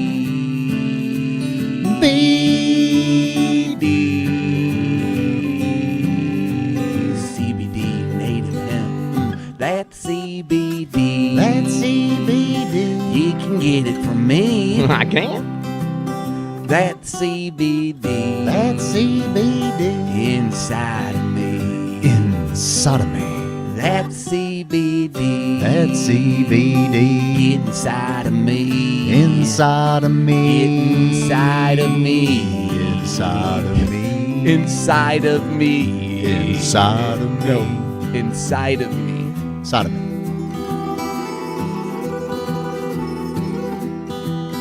Inside of me.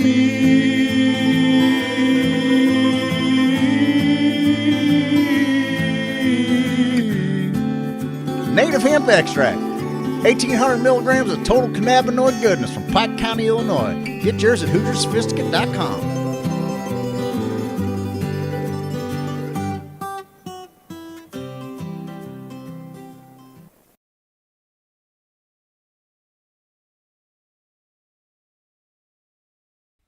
I'm an old chicken and see, want a poster looking like me, checking the swamp man for a pretty girl, being an outlaw in an outlaw world. Hey, I'm an outlaw, check it and see, want a poster looking like me, walking my hound dog, surfing that swamp, catching crow that do the sweetly stomp. Everybody do the sweetly stomp. It's a stomp, it's a wiggle, turn around, a little tickle.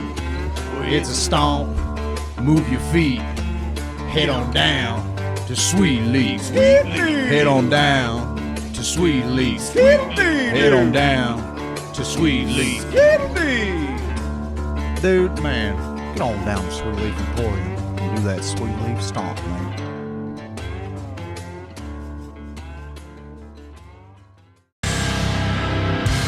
James Carlton. James Carlton. James Carlton.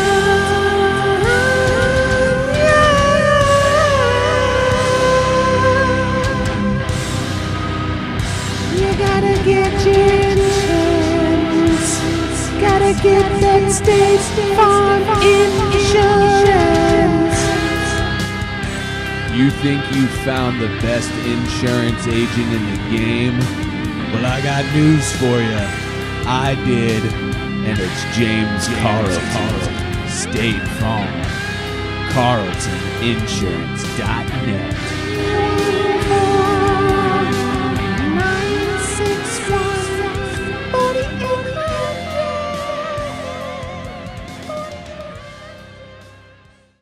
961 Hare Rama, Hare Hare.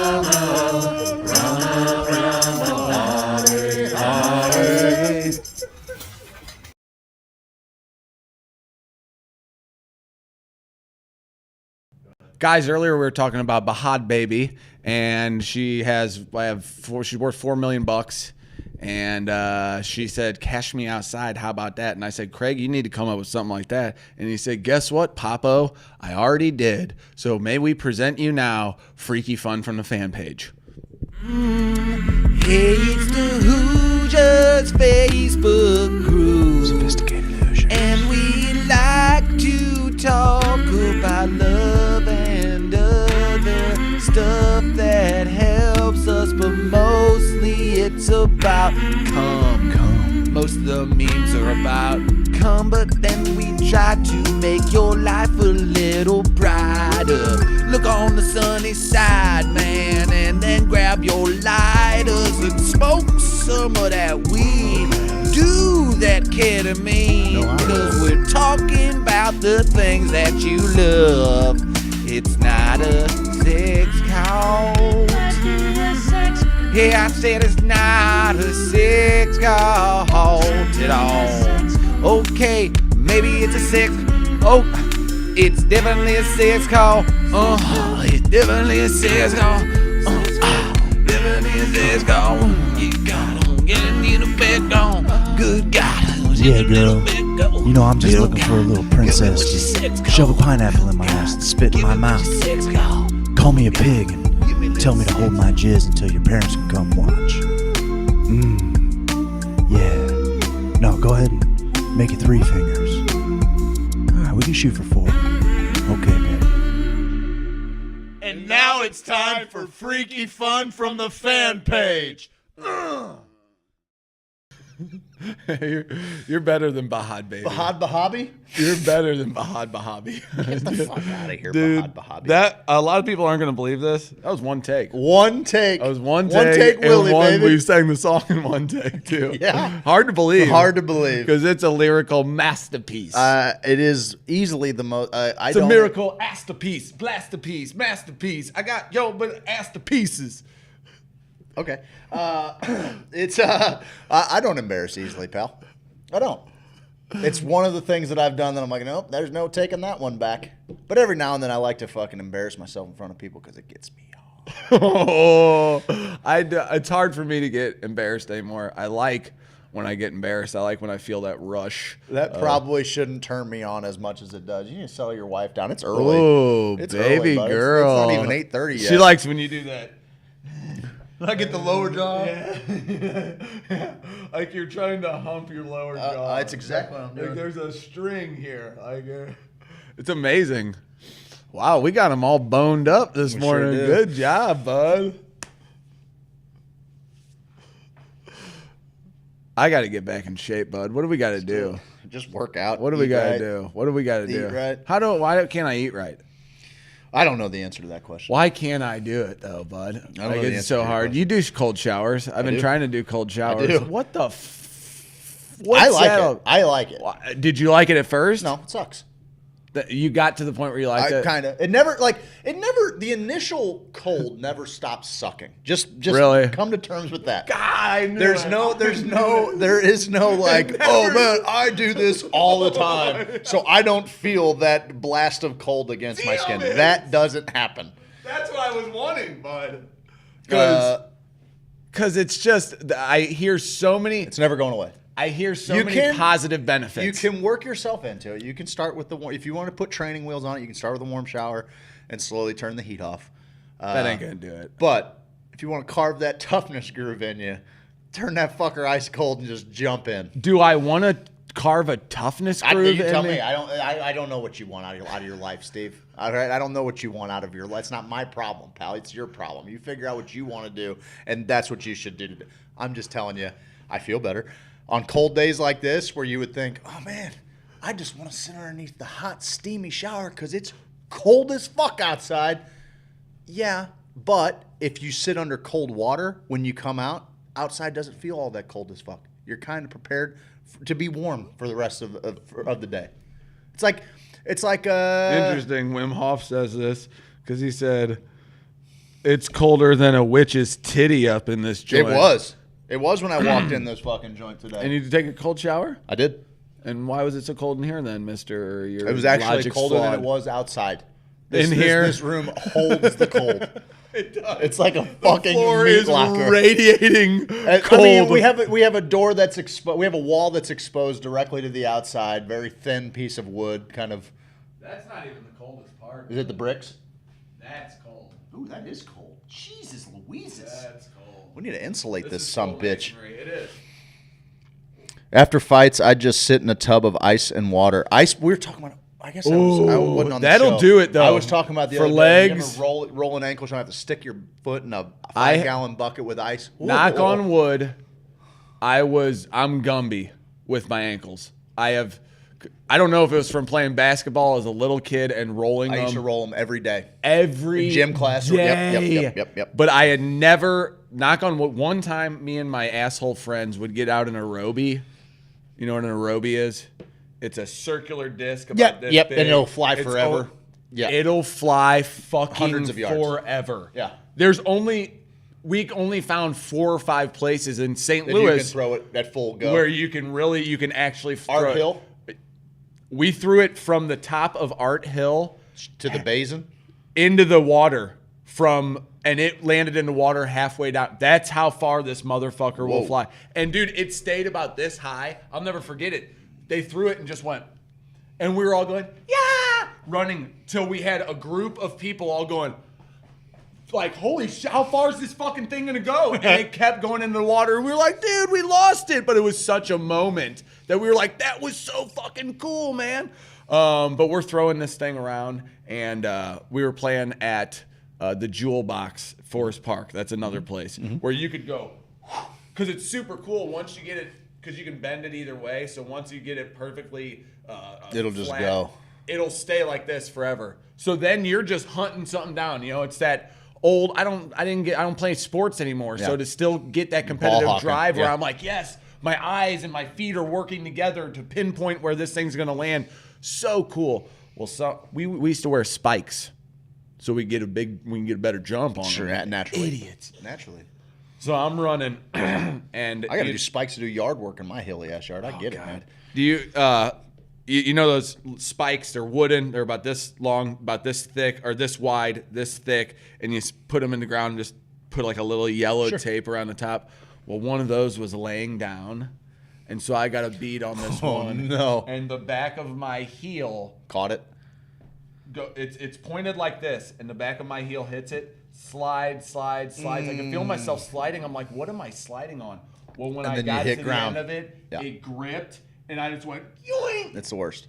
And I heard it pop. And I was like, holy shit, that's what twisting your ankle does. Dude. I had to get to my car, and I immediately ran to my car because I knew I couldn't walk. Well, as soon as I got my fucking shoe off, my foot exploded. Yep. That happened to me last winter. Oh my God, man! Last winter, I went to walk down my steps, which are only there's only 2 steps, and as I stepped out on the top part, I fucking went up, and then I went to catch myself, and when I went to catch myself, I came down on my ankle, like exactly on its side, and dude, I've never broken.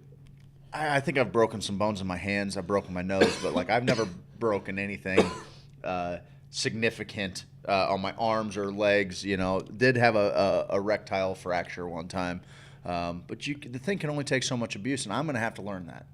That's my lesson. I gotta learn. Anyway, I kind of get like fucking parallel to the ground, and kind of go to catch myself. And when I landed exactly on the side of my foot, dude, and it exploded.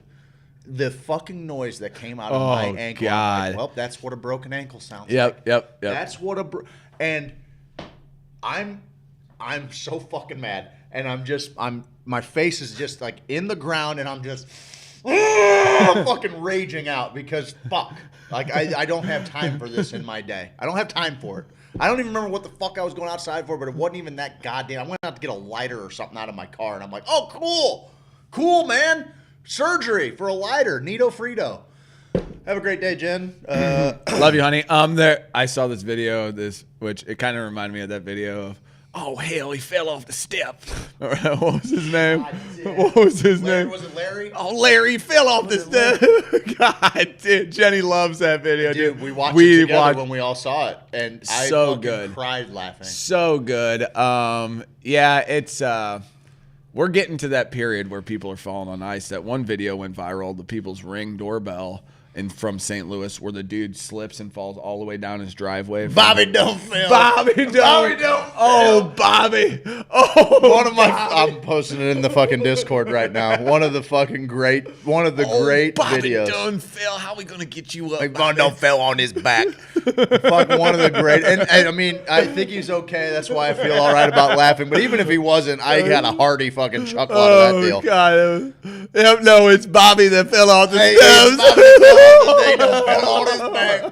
Oh, Jesus. Man, we're all going to get so old that it's going to be a big fucking deal if we fall.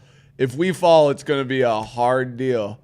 And he's like, what you falling for? That guy yells, damn, Bobby, what you falling for? It's the best. Fuck, it's so funny. It's so funny. It's one of my favorite. Bobby don't fail. Oh, God. It's in our Discord server, guys. I did post it on the Discord.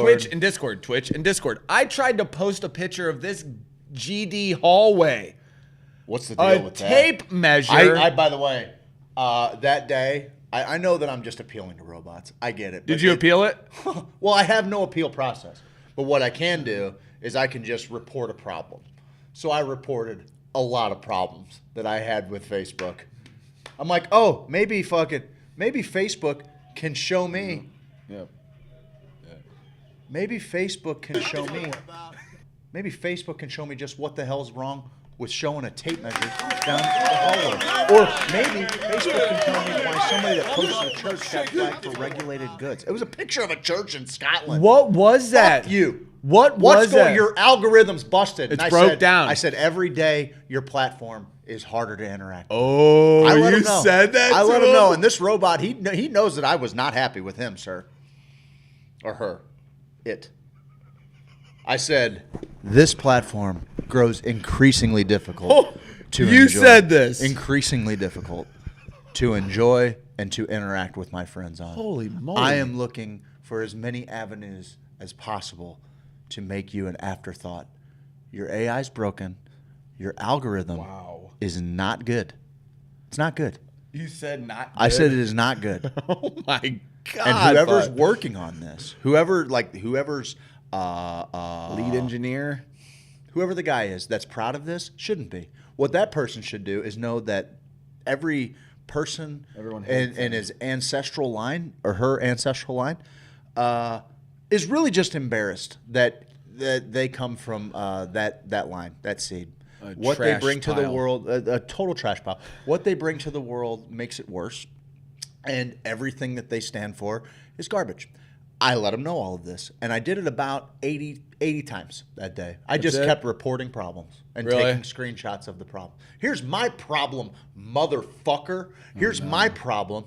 And then I send them a fucking picture. And I don't know where they end up. They probably just go to spam. They go to this big garbage fucking pit of an AI that it's just its job to just grab all of this stuff. It's a cloud of garbage. Heartily chuckle. It's a cloud of garbage. Fucking hate them, man. Immediately when I hate posted him. I hate that the picture, platform. I hate the platform. Immediately when I posted that picture, within seconds, it said you're trying to do drugs. Well, we had about 4 different people get flagged, and that's the other thing. thing. That was like, a weird it happens, thing. Like Once right it away. knew. And it's like Once it was on. All regulated goods, which is not, that was not what was happening. There was nothing in the post itself. I've not heard anything back. It was the floor and a tape measure. Yeah, it's quite literally. I did have one of the favorite comments I've ever heard on the page, though, that some guy goes, was it because there was no drugs in it? like Steve, bud, you did a post that wasn't about drugs. That wasn't about drugs. What's the deal? I don't know. It just frustrates me. I don't like being powerless. It's women. I know. Speaking of us being powerless. Hear yeet, hear yeet. That was my comment. Oh, God. That was my comment, bud. Hear yeet, hear yeet. Do you want to know how many comments are on that? Do you want to know how many comments? 430. Oh, you're low. I think you're low. I think you're real low on that one, pal. I'm going to go to it.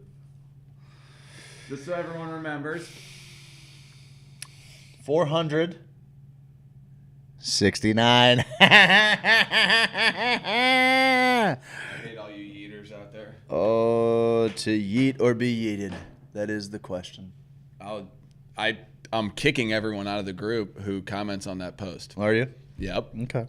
I am. Okay. I don't have that time. I don't have the time to do that. I'm not going to actually do that. I won't do that. Steve, what are 6 ways that we can help out cannabis prisoners this holiday season? Ooh, let me see. Write them letters. Go send them stuff to their commissary. You can maybe take their family in as your own, adopt their family, help them out. You can help their spouses come. You can maybe balloon wallet some stuff inside, balloon knot wallet stuff. Yeah, stuff some stuff wallet. in your butt.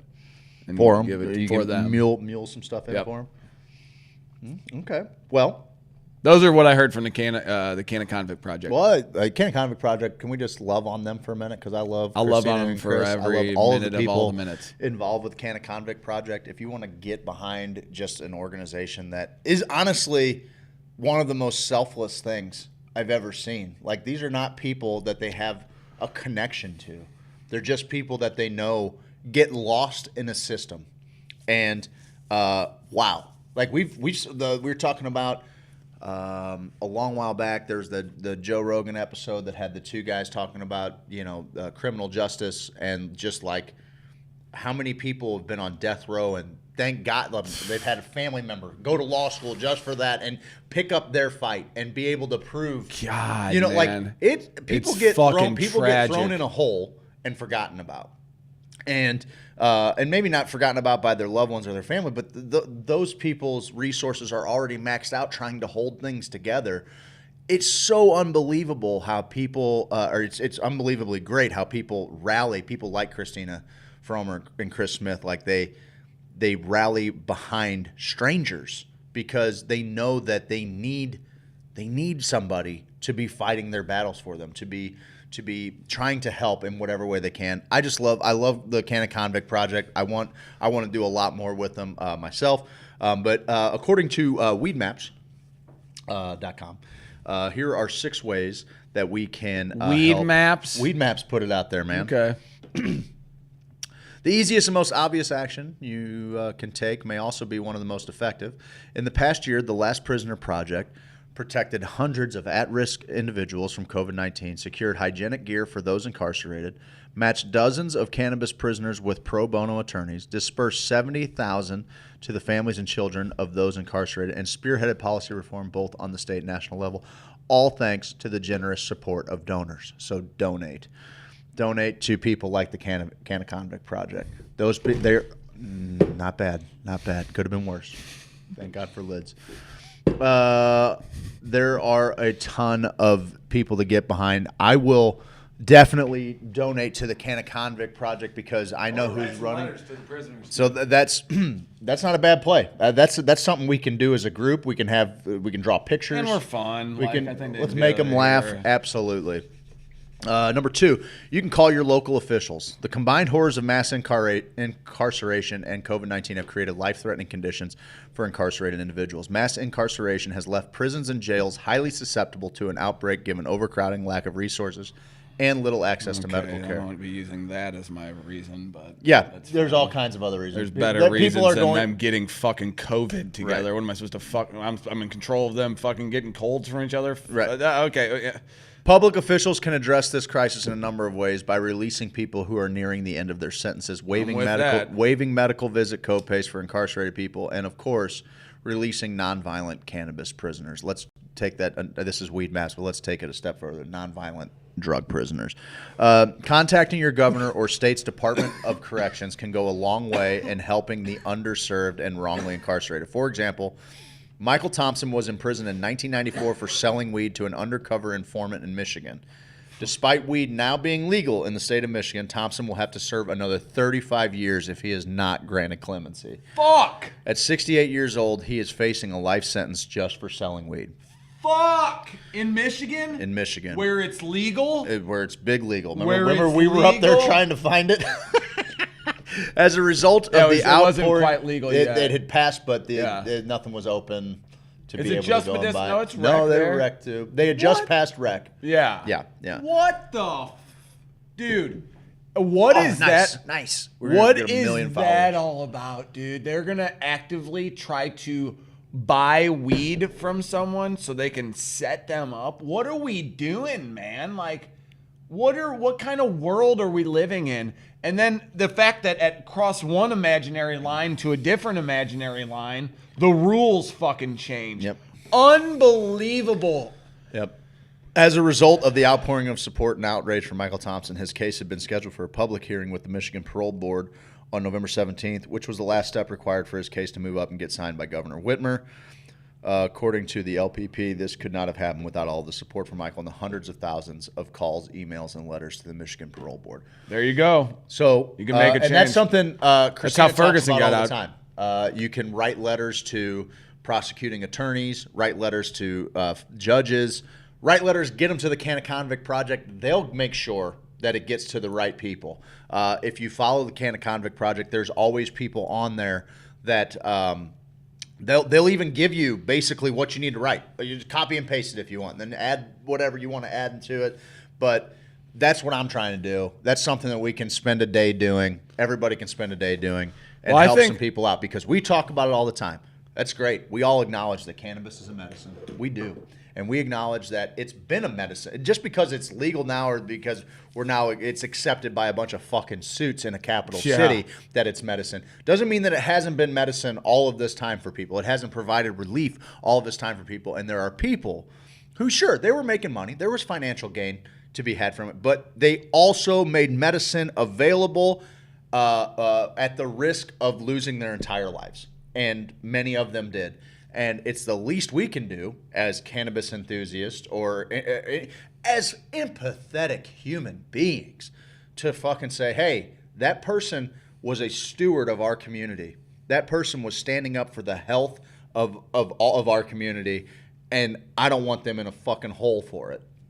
Well, I hope the head shops are listening, or the head shops, that's where I work. I hope the dispensaries are listening, because this is a way that you can give back to the community. I will support a dispensary. I will support a grow. I will support any of the people in the industry who always have an eye on this mega problem. Because the guy or girl who is locked in a fucking cage over something that we can go to luxury dispensaries and buy is one of the most fucked up things of all human existence, that you can take away someone's freedoms, that now someone else is making a big living doing, getting huge investors, playing an entirely different game. And you're right.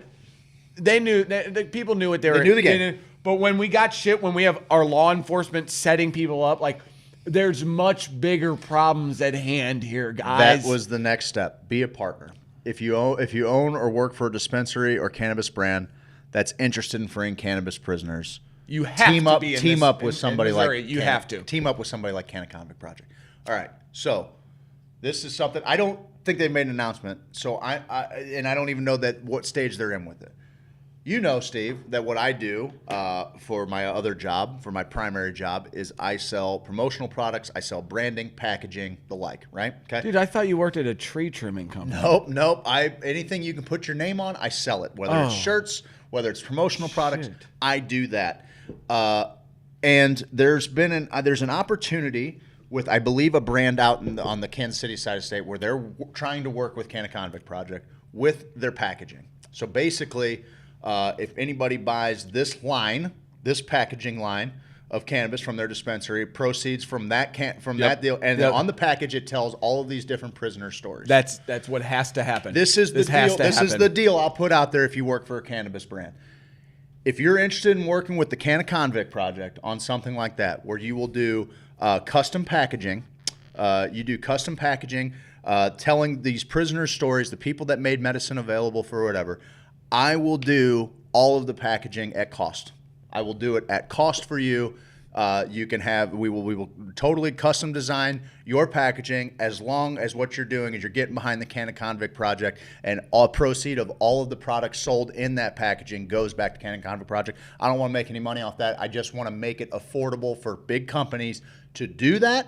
And I promise you, if you're a brand, if you're a dispensary, if you're a brand that's doing that, I'm going to happily hawk your product. I'm going to talk about why people need to come spend with you, because you're putting your money where your fucking mouth is. You're putting your money where the hearts and the conscience of the cannabis community is, which is with people that are sitting in fucking cages that are only in there because they made medicine available to people while the government was sticking their thumb clean up their ass. That's us. That's our buddy. Those are the people we know. You want to work with Can of Convict Project? You want to do something? I will do it at cost to raise awareness so that cannabis sales. Great. Okay, we pass it. Look, It's very easy to say, I'm pro-veteran, I support the veterans, our program is designed to help the veterans. I'm for all of that, but also, I'm fucking done with the war on drugs. I also want to support the veterans of the war on drugs, okay? That's what I want to do. And since it's not written into our laws, somebody's going to have to take some initiative to put their brand behind it and say, this is fucked up. I can't possibly buy that second boat knowing that this guy in fucking Michigan is in there for 35 more years. I'm not going to do that without doing my part to help shit out.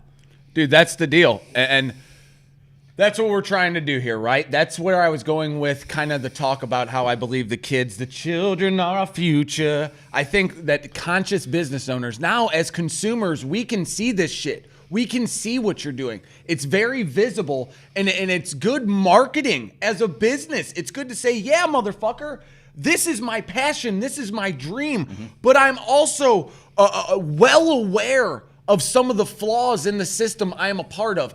And I am doing my part, my little part in the universe, sweeping up my little corner, and this is how I'm going to do it. And you're right. I will scream them from the mountaintops. If you're helping someone, that's what we want to do. We want to amplify the people who are helping people. People serving those who serve others. Someone said that on our page a long time ago, and it stuck with me. I was like, damn, man, serve those who serve others. No doubt. If we can figure out a way to put all of our passions together and cause a little dent in the fucking travesty that is the war on drugs, I couldn't imagine, dude. There are so many families that just have been ripped apart, and even saying the words families have been ripped apart is almost a cliche thing that you hear, but I think we're getting more conscious to it. And to go back, Seth Wigington, Ryan Ferguson, these things that can happen where it's an online social media buzz. It's fucking dumb as the yeet thing.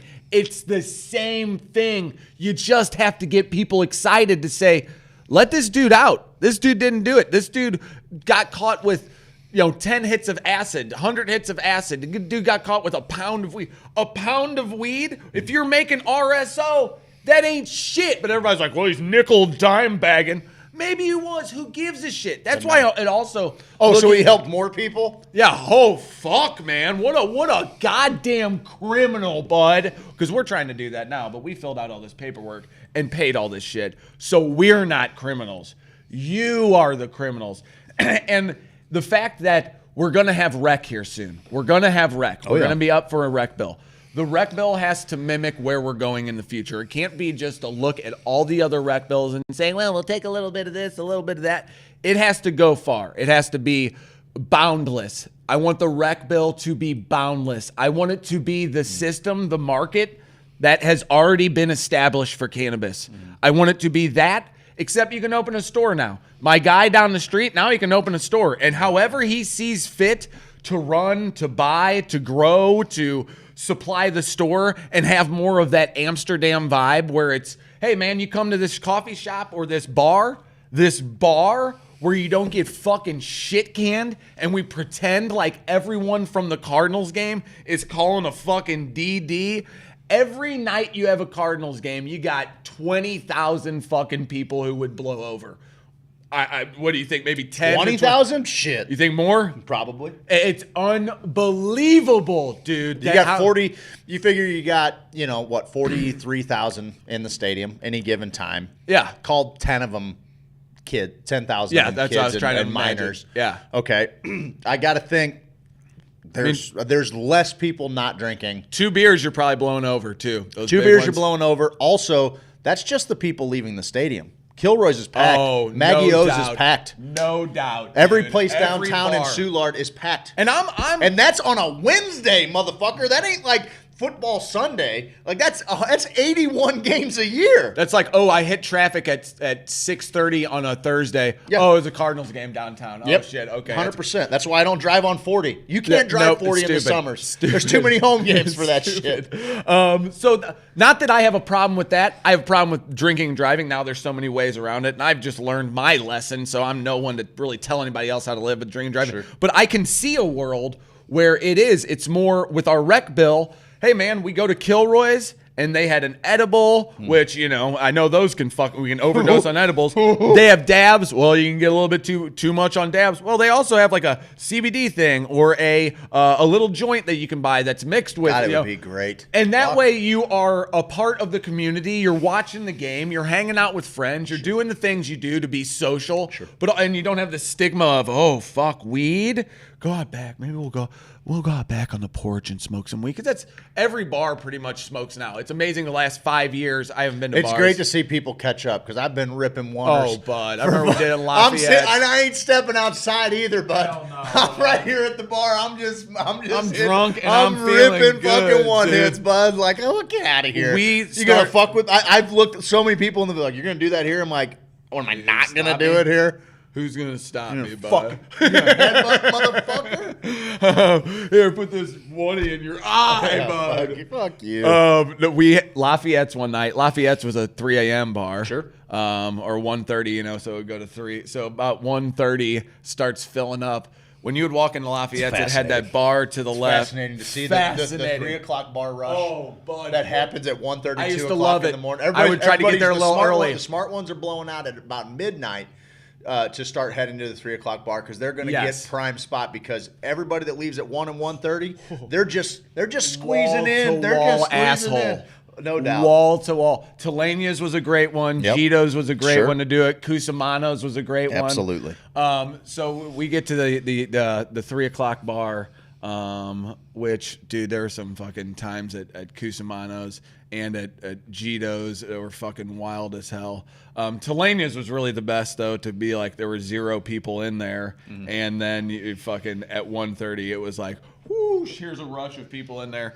But I would like to see just a world where smoking was a little bit more, not taboo. Part of the norm, rather. And I don't care that people want to drink. I'd like to have a little juice myself, dude. Sometimes. I'm a that's one of. So I hate the debate where it's like, oh, dude, it's one alcohol's of legal, it's so one of should my weed. least I'm like, favorite things ever. okay. I need cannabis enthusiasts to just take alcohol out of their mind. Like, it's not relevant.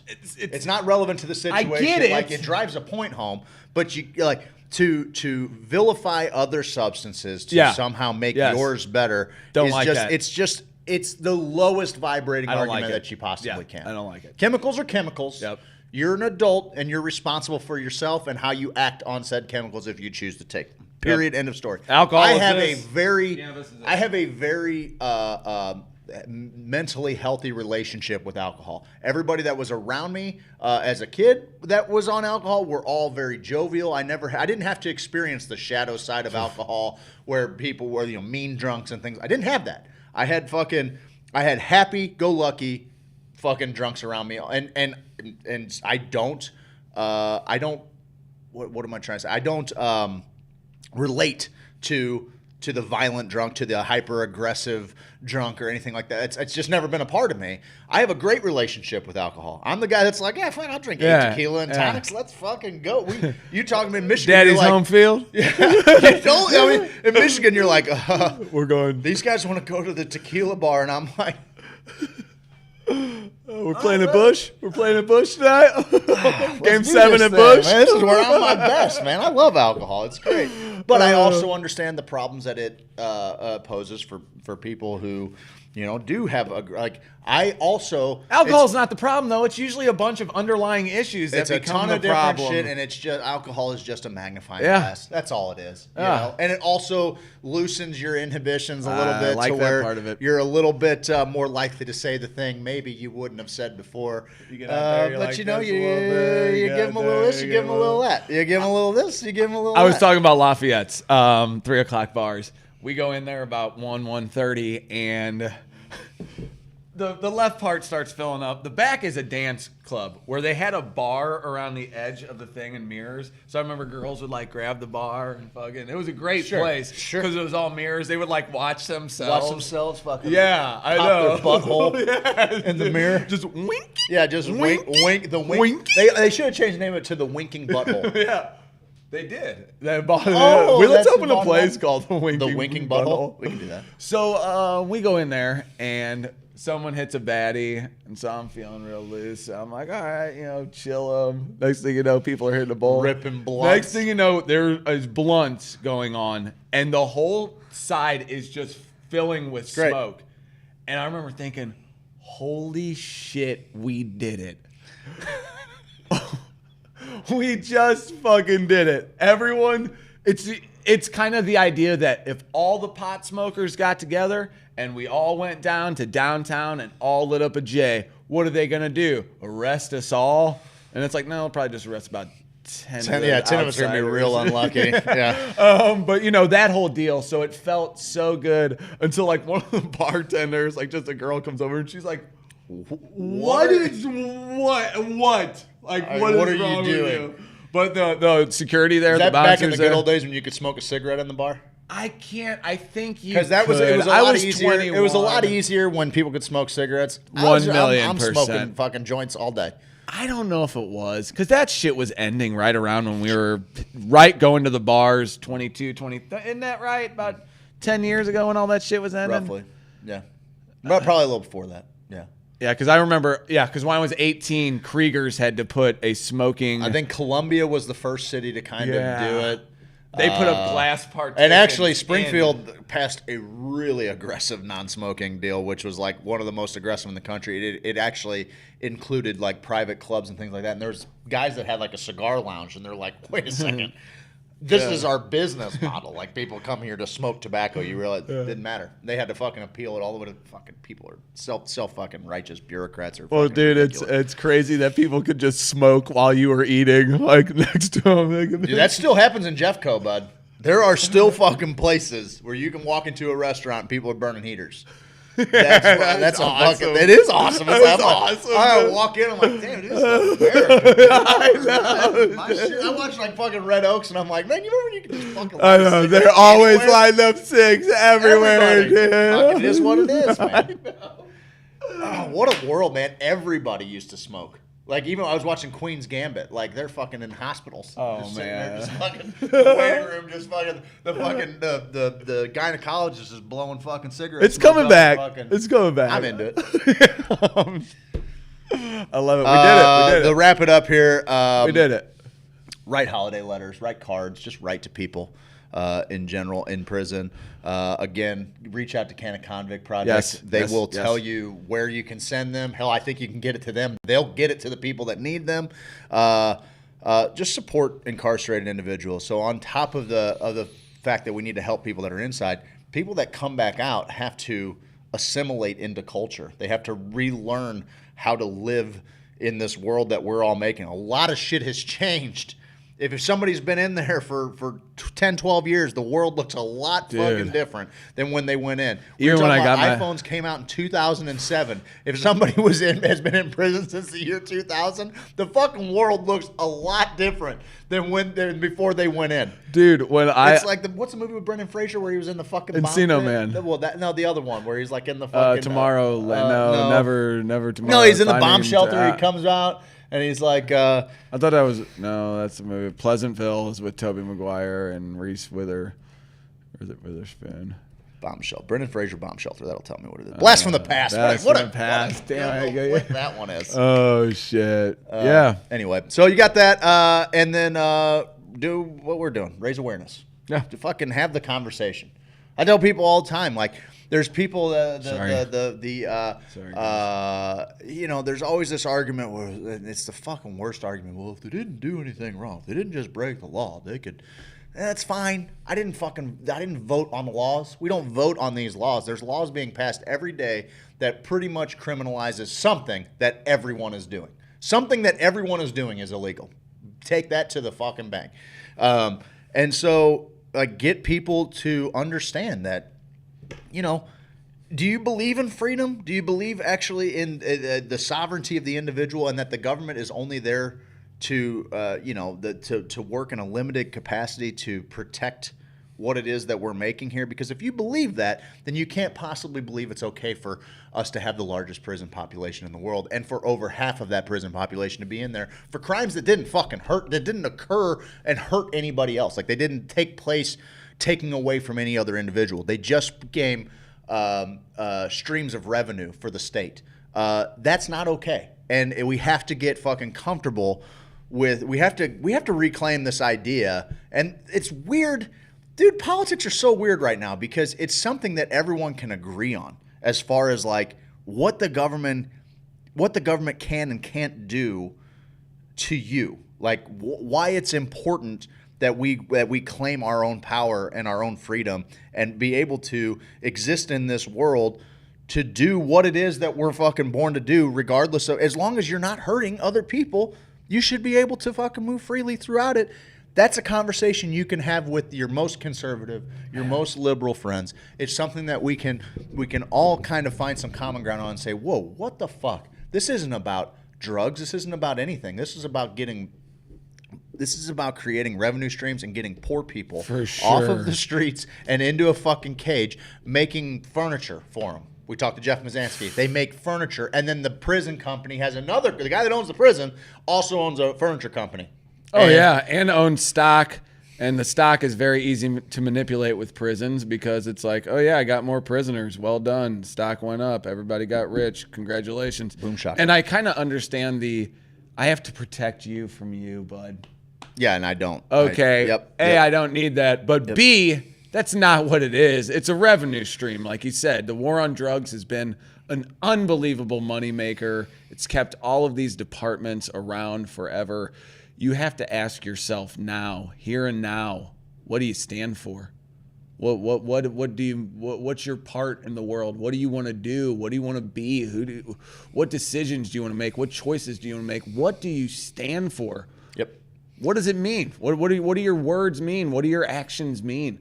We're all at a time where we're questioning all that shit, especially at our age range and with the COVID shit going on. Like, we're questioning everything now. No and doubt. if you're not, maybe you need to slow down and listen to your own thoughts for a minute. No doubt. Because, that was part of the reason to go out to the woods. So I could sit and go, what does my brain say when everything else is quieted down? Sure. Because I know I've gotten to points in my life where I was afraid to do that because I had so much shit going on that was all I could get to rattle through my brain. But after a while of saying, I'm going to love those thoughts, I'm going to love those negative thoughts about myself, look at them and like, I guess I love those thoughts. I love them. They're a part of me as anything else. Sure. Let me learn how to navigate them. Let me listen to myself. And I think that can do interesting things for you. It just helps you. No doubt. And help can take many different forms. Absolutely, brother. Absolutely. I posted a link to Canna Convicts Project's group on Facebook. Perfect. Their website is naturesagonist.com.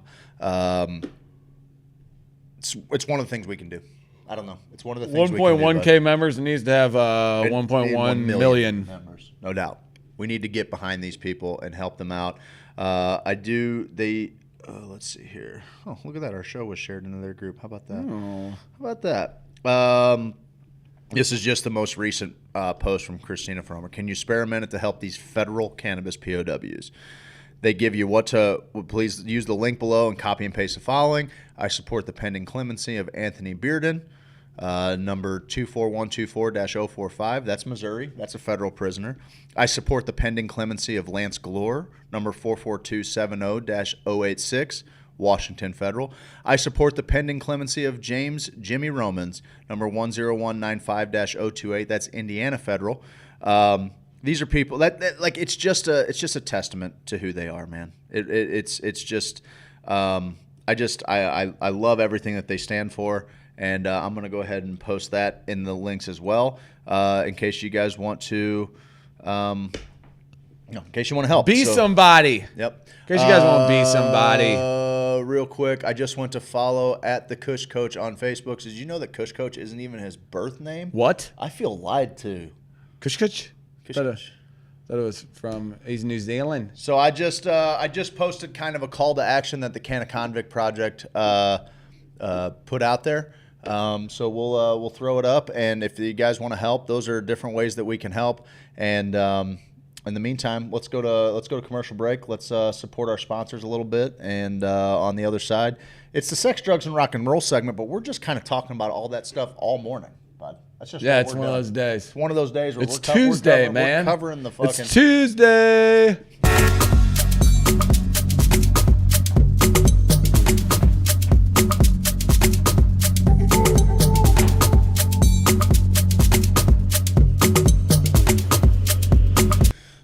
After these messages, we'll be right back.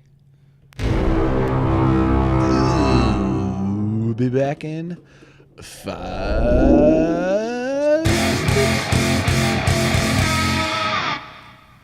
Hey, it's Adam McChesney with Ms. Marketing.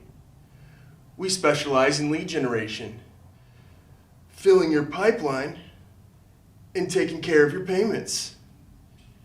Give us a call today. Adam from Ms. Marketing took me from 10 leads to 300 leads in a month, and I became the strongest boy in the schoolyard. He increased the revenue for my fit charter fishing business by 30% in 1 month. Ms. Marketing. What was that Facebook algorithm?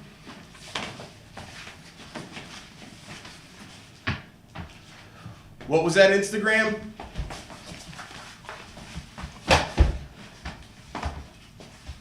Ms. Marketing.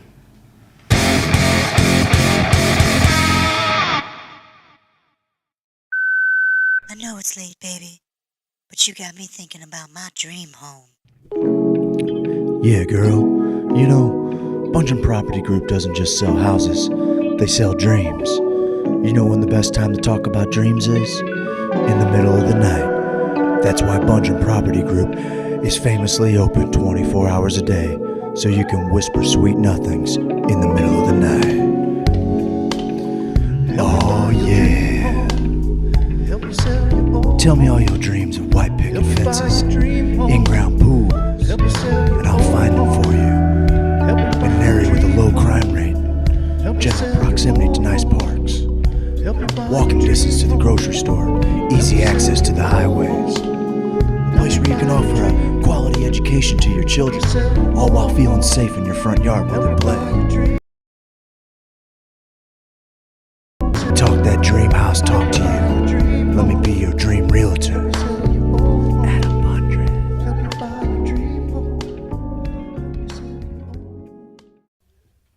Hey, DJ Shabba. Hey, ladies. I'm gonna smoke a little weed, boy. I wanna grow some trees, boy. When I grow all the weed that I smoke, and I blow all the trees that he grows, and I smoke all the weed that I grow, and I grow all the trees that he smokes. Well, I'm growing and I'm smoking, So I go see Bo. And I smoke what I grow, yeah. Proactive solution.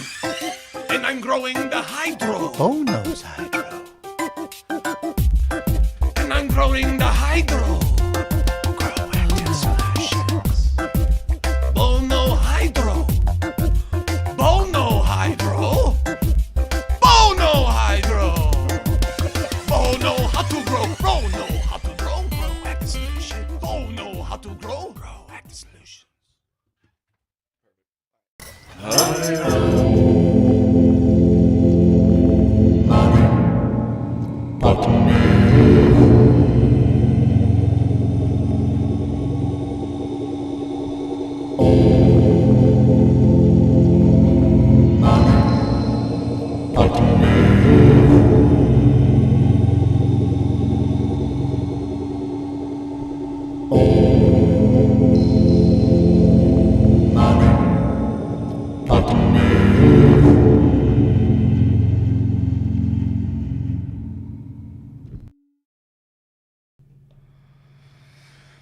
My parents didn't understand what I had planned before I was born. I had to change my middle name to the Kush Coach. The parents only understand. Guys, welcome back to Hoosier Sophisticate. We're here in Festos, Missouri. Festosian. Come see me today. I'll be here for most of the day. I don't know what you got going on, Craig. You might see Craig. I don't know. You might will see at some him, point. Might not. I'll be in and out. I'll be in and out through the day. Thank you to everyone who came and supported us on our big grand opening. How about at least you drove from Southwest Missouri, bud? What the hell, bud? I couldn't even get my old friends from St. Louis to come. I know. I had to rely on these people. Bunch of a-holes, Unbelievable, man. buddy. Bud. It's amazing. The group we have cultivated and put together. Thank you, thank you, thank you. Thank you. Thank you. Thank you. Thank you. Have a nice little shit. I haven't had to have a shit today. I need to watch more of The Island, guys. So obviously supporting all of our sponsors, watching us on Twitch. We are rapidly gaining followers. I think we might be up to 140. There might only be 60 spots left for this little last. $1.37. $1.37. So we got 63 spots. Yep. Tell your friends. 63 more folks. Someone's gonna win that piece right there, right there, right there, right there, right there. Oh yeah, right there. There it is, right there. Take a look right there. There it is. It's a little pipe we giving away. Once we get to 200 followers. 200 followers. Dang. Look at that green. It's totally. Looks dope. Looks dope, bro. Dude, looks so dope, bro. It looks dope, bro. It's so dope, bro. Thank you. It's the dopest, bro. We're trying to make this place cool, a place to come hang, discuss wild ideas. Maybe if the aliens land, they'll come here. I don't know. It'll be pretty cool. Sex, drugs, and rock and roll. You ready? Hit him with the fucking sex, drugs, and rock song. Oh, yeah, I don't know that I remember this one. You don't remember this one? No. It's pretty good.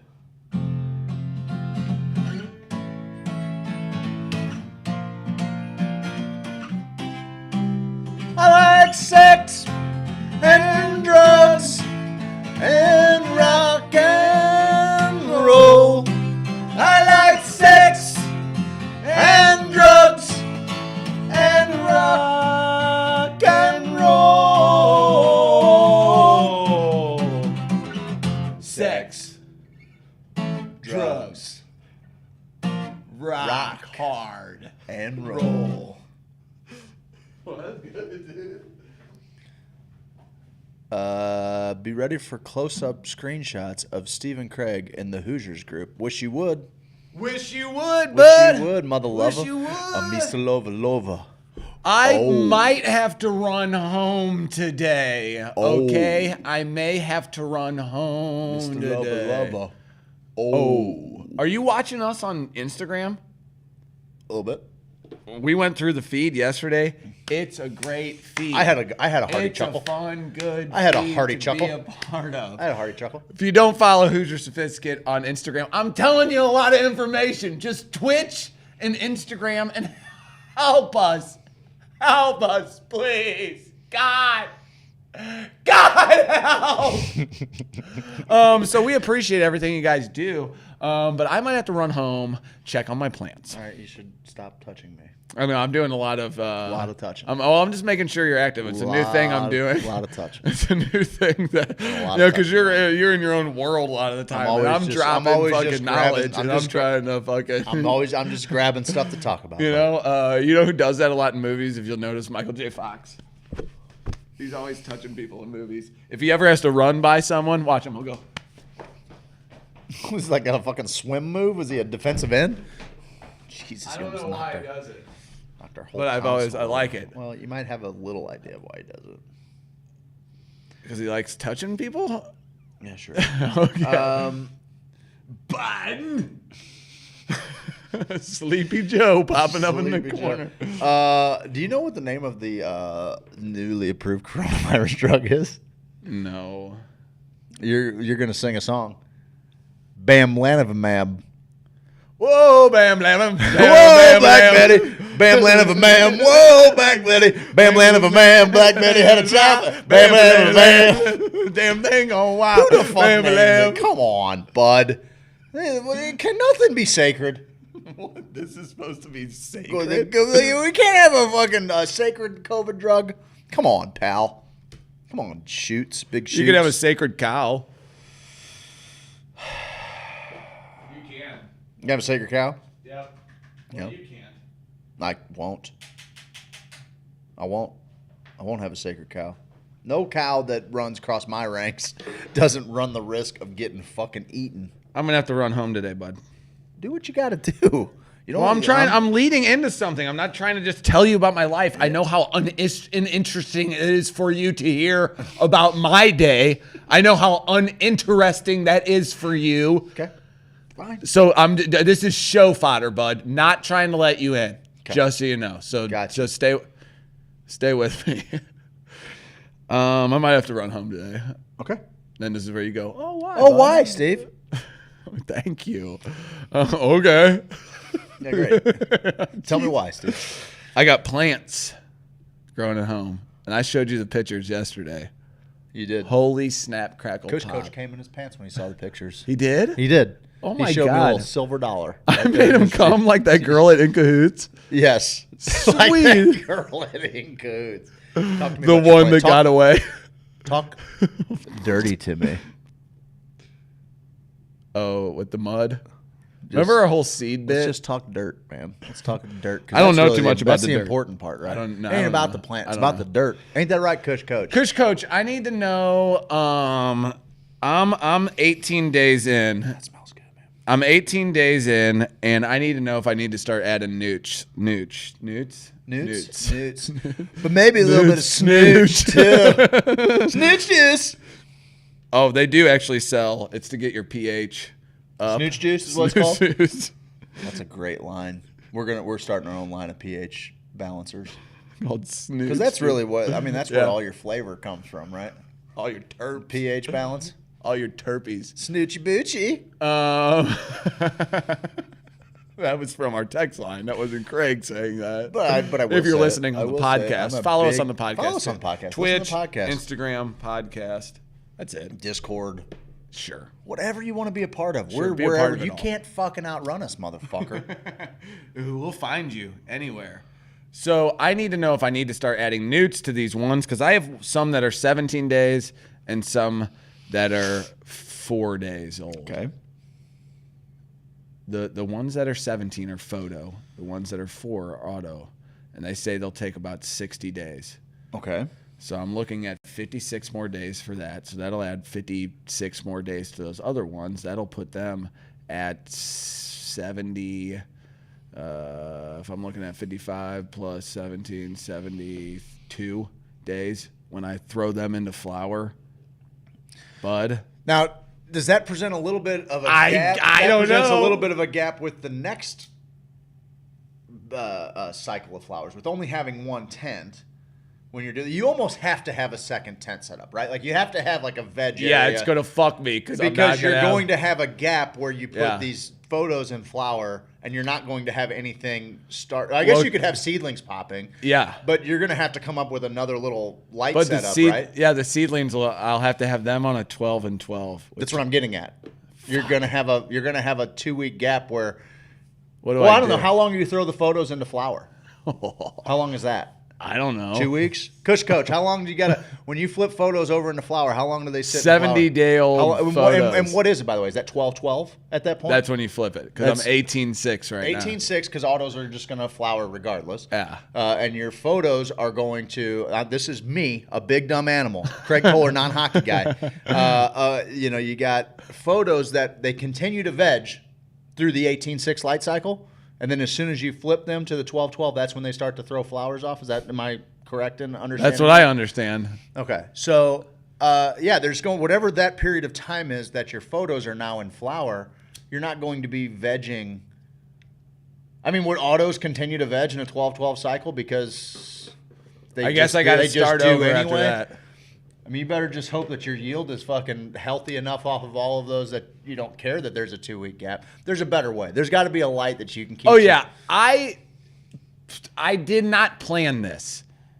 This is kind of what happened because I got eager. I got the tent. I got my license. CBD, by the way. Fucking Native Hemp's got some unbelievable CBD it's flower. the most delicious CBD flower. Really gets me going. Yes, that is correct. What's correct? That is correct, we say a lot sir. of shit here. That is correct, sir. That is correct. Fucking Chris Farley taking all his clothes. That is correct.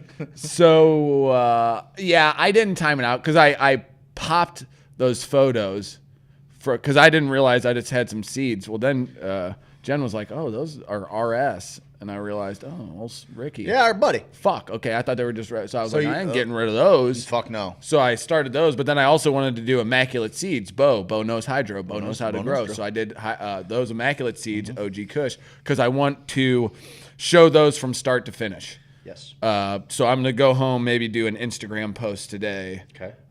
Where I call Bo, and say, hey, here's the garden. Here's what it's looking like. What do you recommend? Here's what I got going on. Just get on there for 5 minutes, have a little chat. They had a nice little Black Friday sale too, so you missed that. Idiots. I should have said that before. They fucking idiots. Never. I want people to be able to grow at home, so I'm figuring out how to grow at home so I can be able to,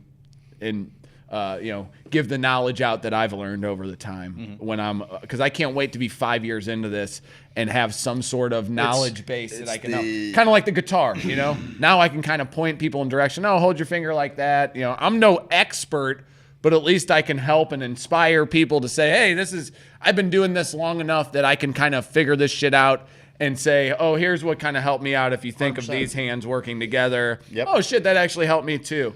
And I think that's how we get all things done. I think of every little human as one little synapse, one little neuron of the brain. All these conversations we're having are the synapses firing back and forth. That's all we're trying to do. We're trying to put all this shit together. No so I am fucking yoked to see where these plants are growing like. At first, It's neat, man. I was like, man, they're not growing fast enough. But, man, they are. I can't believe this one's doing this. Now I'm like, holy shit. They're going to fill this thing up soon. Then I'm going to, okay, what do I do then? Holy shit. And I saw Kush Coaches set up, too. I think I mentioned it maybe on last night's show. Holy. It's awesome, dude. It's awesome. Do you have when you get people like that. Like when you have, when your plants start to fill out this tent, is it, like you don't want to take plants out to get to the ones in the back. Is there room in that tent to be able to get behind there? And you don't want to maximize your space completely that you can't walk around it, right? 6 will fit in that perfectly. And give you space to move around. And probably give you a little space to maybe germ some other ones. I'm thinking with one tent, the way I'm going to have to do it, without a veg tent, with one tent, I'm going to have to just keep growing auto flowers and keep it on an 18/6. That's what I think right now. So putting you can all have this a steady together. flow of medicine. So I can just plant one if I plant one every 2 weeks or every week and a half, and they all take about 60 to 70 days. Tent. 4x4, yeah. If I have to, if I pop one every week and a half, and they take 60 days. So then I have one. When that one's done, I'll have a week and a half where the next one's done. Then I'll have a week and a half where that one's done. So by the time the first one, that'll be 5 weeks and a half. That'll be, 7.5, 8 weeks. 8 weeks is 2 months, about 60 days. So then it'll be about starting the process all over again, staying within my 6 limit of flowering. But really, theoretically, I'm just having some in veg. That's kind of the weird thing about the photo versus the autoflower. The autoflower, I guess, can pop anytime into flower. Yeah, Well, you need to know that to stay legal. You need to be like, oh, shit, well, I have these in veg, and they're over 14. Well, you can manipulate all the branches. I'm going to manipulate the branches out wide so to catch. Down. Yeah, and it's going to catch, and you put a lattice in there, which is weird because when I went to Amsterdam, Sea of Green was the new growing wave method, and I remember them being like, "This is," which I'm sure it wasn't, but the the way it was being principle behind presented to Sea me. of Green is that it works like a wave. You have Instead of one giant plant growing all huge, like when we would see High Times magazines, I remember a guy would be standing by a plant with a bandana, and the fucking weed plant 10 foot tall was like nothing I had ever seen before, and I was like, God dang, and they'd be standing with a cola that oh my God, dude. Jonesy, the animal. Yes. Jesus he was holding a cola that was. Dude, in our group, someone put a lighter next to one. Dude, and this is just some rando, just someone who's picked it up over the years, and they had a lighter next to their bud, and it was fucking huge, dude. A photo can go as quick as an auto. I did a photo run from start to finish in 12 weeks with Sea of Green. Oh, awesome. Okay, so Sea of Green is Sea of Green to me. all of the more plants and wider leaves. So you're using your light. This is what I understand, that you're using your light. Plants every 2 weeks with that method. Okay, go ahead. I'm sorry. So the Sea of Green, it's kind of like the lattice method, except I think they're a little bit different. Sea of Green is where you're manipulating the branches to kind of spread out and not grow up. So you theoretically, if you have a grow space, instead of having 4 big ones that kind of grow and there's gaps kind of everywhere, you have, and you've seen a lot of people do it now, a canopy of green. And all those things are growing colas, and like I've seen people bend them down and then cut this one so that then you get like 2 or 3 growing up. Like you've seen a branch in the woods that went down, and then other ones started growing up. To look for the light. Totally. So that was like, oh, that's kind of interesting. But I got lattice too, so I think that's going to help. No, that's screen of green. Screen of green, yes. Very when good. you use the lattice. Okay. Yeah. Okay. So it's pretty cool. I'm learning all of it, and I know to me it's new, but I think about the history of the people doing this for such a long time. Like even hearing Bo from Grow Active Solutions, one of our sponsors, even hearing Bo talk about how they used to have the hash wall. There was a dude in a flat bill hat back then, little wisp of hair coming out. He's like, you guys need to know the best. We're the best. Afghani Kush seeds are from. And I actually got into we did it maybe on the show, maybe on the page, about I wanted to grow the old land race. I think they call them land race strains, maybe, or the land race highly strains, sought after, right? Maybe. Well, no, those are the ones that are kind of prequels to these. Like the blue Tangy, I looked it up, and it's like you can trace it back to Afghani, and orange came from maybe blueberry or one of them. I wanted to find these root plants and just grow them. They can't be that hard. I know it's not like, hey, the original phenotype of white widow or whatever, whatever they call it. But I would like to grow like a white widow, a OG, a diesel, a blueberry, all of these ones that are the old school to me. When I was 18, that's when I was first starting to learn about this stuff. That was 18 years ago. I was 19 years ago. So 20 years ago is when there were these, we were watching that thing about Aficionado where he was collecting these random seeds from villages in Morocco and, places where weed had been grown thousands and thousands of years ago, Asia, and then mixing them with the hybrids from California and Amsterdam and places where they have given a shit about this plant. And whenever you give a shit about something, it's going to work out. Like, maybe not in the way you think, but you're going to gain some knowledge and some experience. And if you can spread that, well, holy moly, sir, that's a way to be. And I love getting to meet these growers. So Sea of Green makes a lot of sense if you really don't have plant counts, right? Because each plant is essentially just feeding one cola, and you're vegging the plant for a short amount of time. Yeah, I think it's more plants. I think Kush Coach said 2 weeks. Even on here, they say up like 4 weeks max.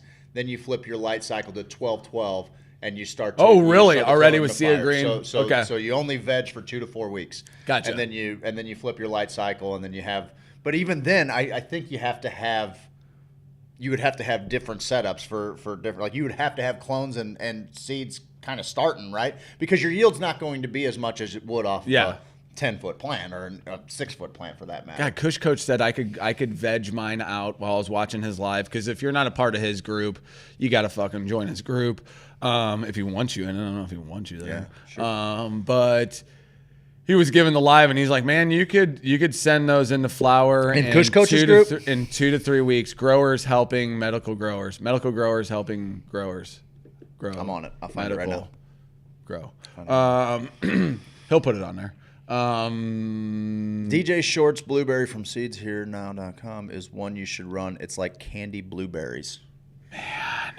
And I told him, I go, I'm a big fan of like white frosty stuff and fruity stuff. And he goes, oh my God, you're going to love the blue TNG. But he said I could send those into flower in 2 to 3 weeks and probably pull a couple ounces off them. Wow. Unbelievable. Wow. Dude, unbelievable. And seeing like Team All Gas from the CannaFest grow, which they're going to be doing that soon, I think. Or is that January when they got to turn that in for the CannaFest? I believe December 17th. Okay. It's coming up. Yeah, I know they Harvest extended is coming up. Well, actually, they've probably already harvested. They should be curing, right? Because I believe they turn them in December in a couple of weeks. I'll look it up real quick. From harvest to smoke, typically how much is that time too? Medical growers helping medical growers. Thank you. You know what I mean? Because I've heard different things, and I've seen people who've grown weed that looks really good, but then at the end it just smells like a plant, and it never gets that weedy finished deal. So I don't want to. I want to make sure I don't fuck that part up. Oh shit! Because you grow it. You grow an unbelievable plant and then you ruin it with your curing and drying. No thanks. Oh, no thanks, man. December 19th and 20th. Bring your 14-gram sample, half-ounce sample, and drop off at your team's location. January 16th is it? And January 16th is when they let us know. Are we going to Humboldt, bud? Are we going to Humboldt? Let's go to Humboldt. For the awards? Let's get fucking weird. I would... Go to Humboldt in January? Doesn't sound all that shabby. Dude, it sounds... Doesn't sound all that shabby. I'll just be doing one of these. We got 100 messages, too.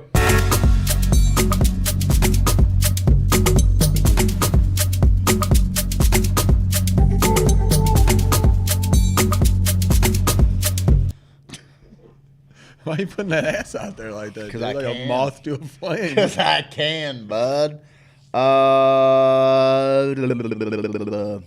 January 16th. Join us live. CBN 21 Awards ceremony. Okay. We are to go to Humboldt. Maybe Kush Coach will meet us out in Humboldt. Or we'll just go to Colorado and kick it with Kush Coach. Whatever. Oh, Hoosier Sophisticate's in the house.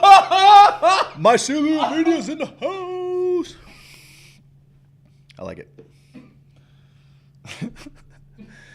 They should have sent you an email with the new date for submission. I probably have it. I don't have anything to submit. I think it's on the website. It's the 19th. I'm gonna submit mine. 19th and 20th. Mine's not even gonna be ready. Just give them leaves. I'm gonna give them the Cody's.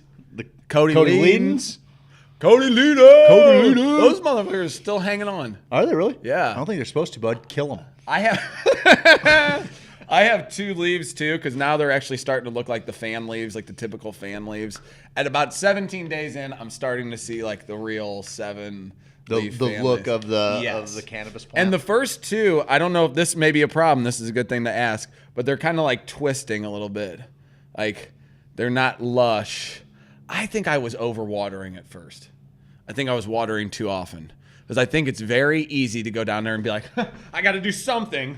Let me come back 15 minutes later. Well, the top looks a little dry. Now I'm figuring out that what my rule of thumb is Bo taught me to go by weight. So I've been lifting them all.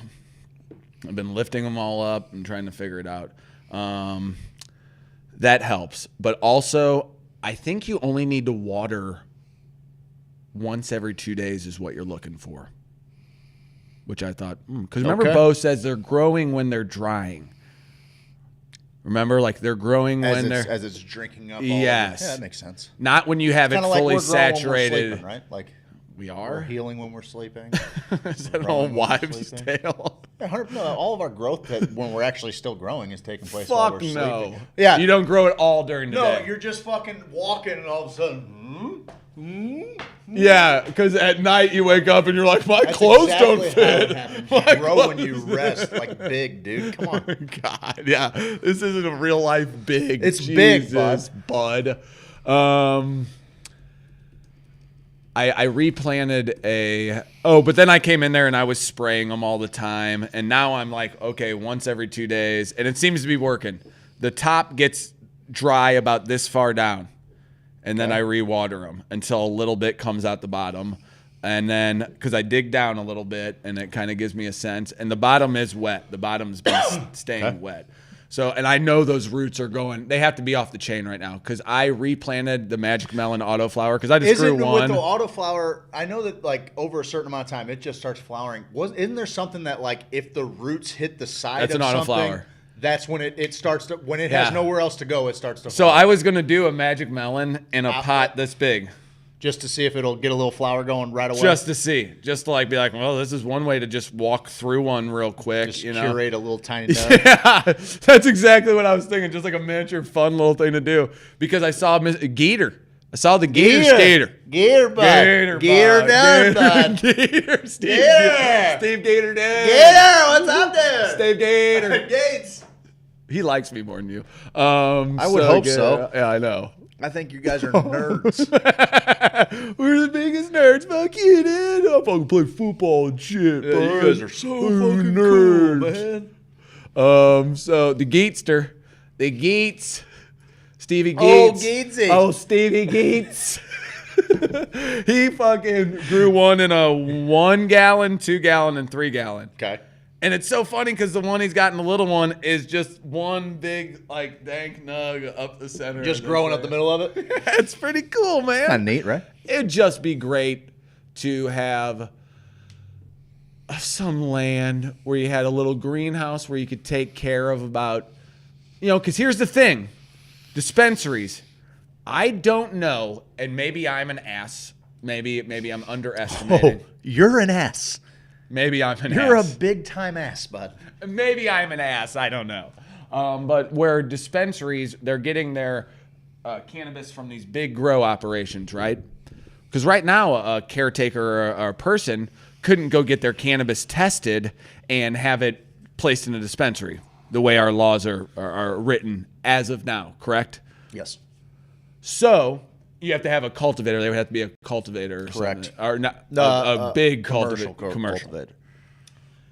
Where these craft cannabis, can a big commercial grow ever be as good as the craft cannabis? Nope. No, but we walked through a big commercial grow, and then there was one greenhouse that was filled with just exotic plants that had been collected over a lifetime. So that's what I was thinking. Could you have a separate deal where someone was giving it all the TLC? Sure, they have way more resources. You're growing the best seeds of the best. Like they've got the resources to. I'm still blown away by this aficionado cannabis thing. It's been blowing me away. Well, I love it. I love the idea of it, right? Because I mean, it's one part. It's many parts sales and marketing, but it's also bigger than that because there are people who are themselves cannabis aficionados, connoisseurs of cannabis that know what good cannabis tastes like, that know what good cannabis looks like, smells like. And they're also probably they smoke enough of it that now at this point, it is a flavor game. It is it's something that you're trying to find out. You can probably taste when we first talked to Bo, he was talking about, for the most part, Cal Mag is where you just got to keep that stuff under control. You're going to grow good cannabis and keep all that stuff in check. But then you can start adding some some different what were some of them, copper. I think you can start adding some Magnesium. of these different things into the cum was in there, bull cum too, which was kind of cool.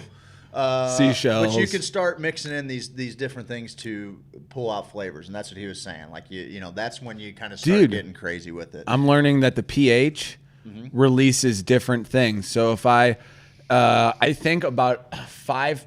What I can gather, some people go as low as 5.5 to 7. So you want to be somewhere between 6 and 7.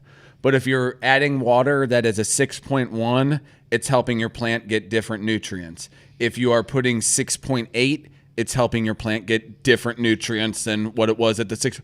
So they say you want to kind of have a range on that you are allowing it to get every possible beneficial aspect that you could be giving that plant. It's so neat, buddy. It's so neat. I can't wait till you get it set up.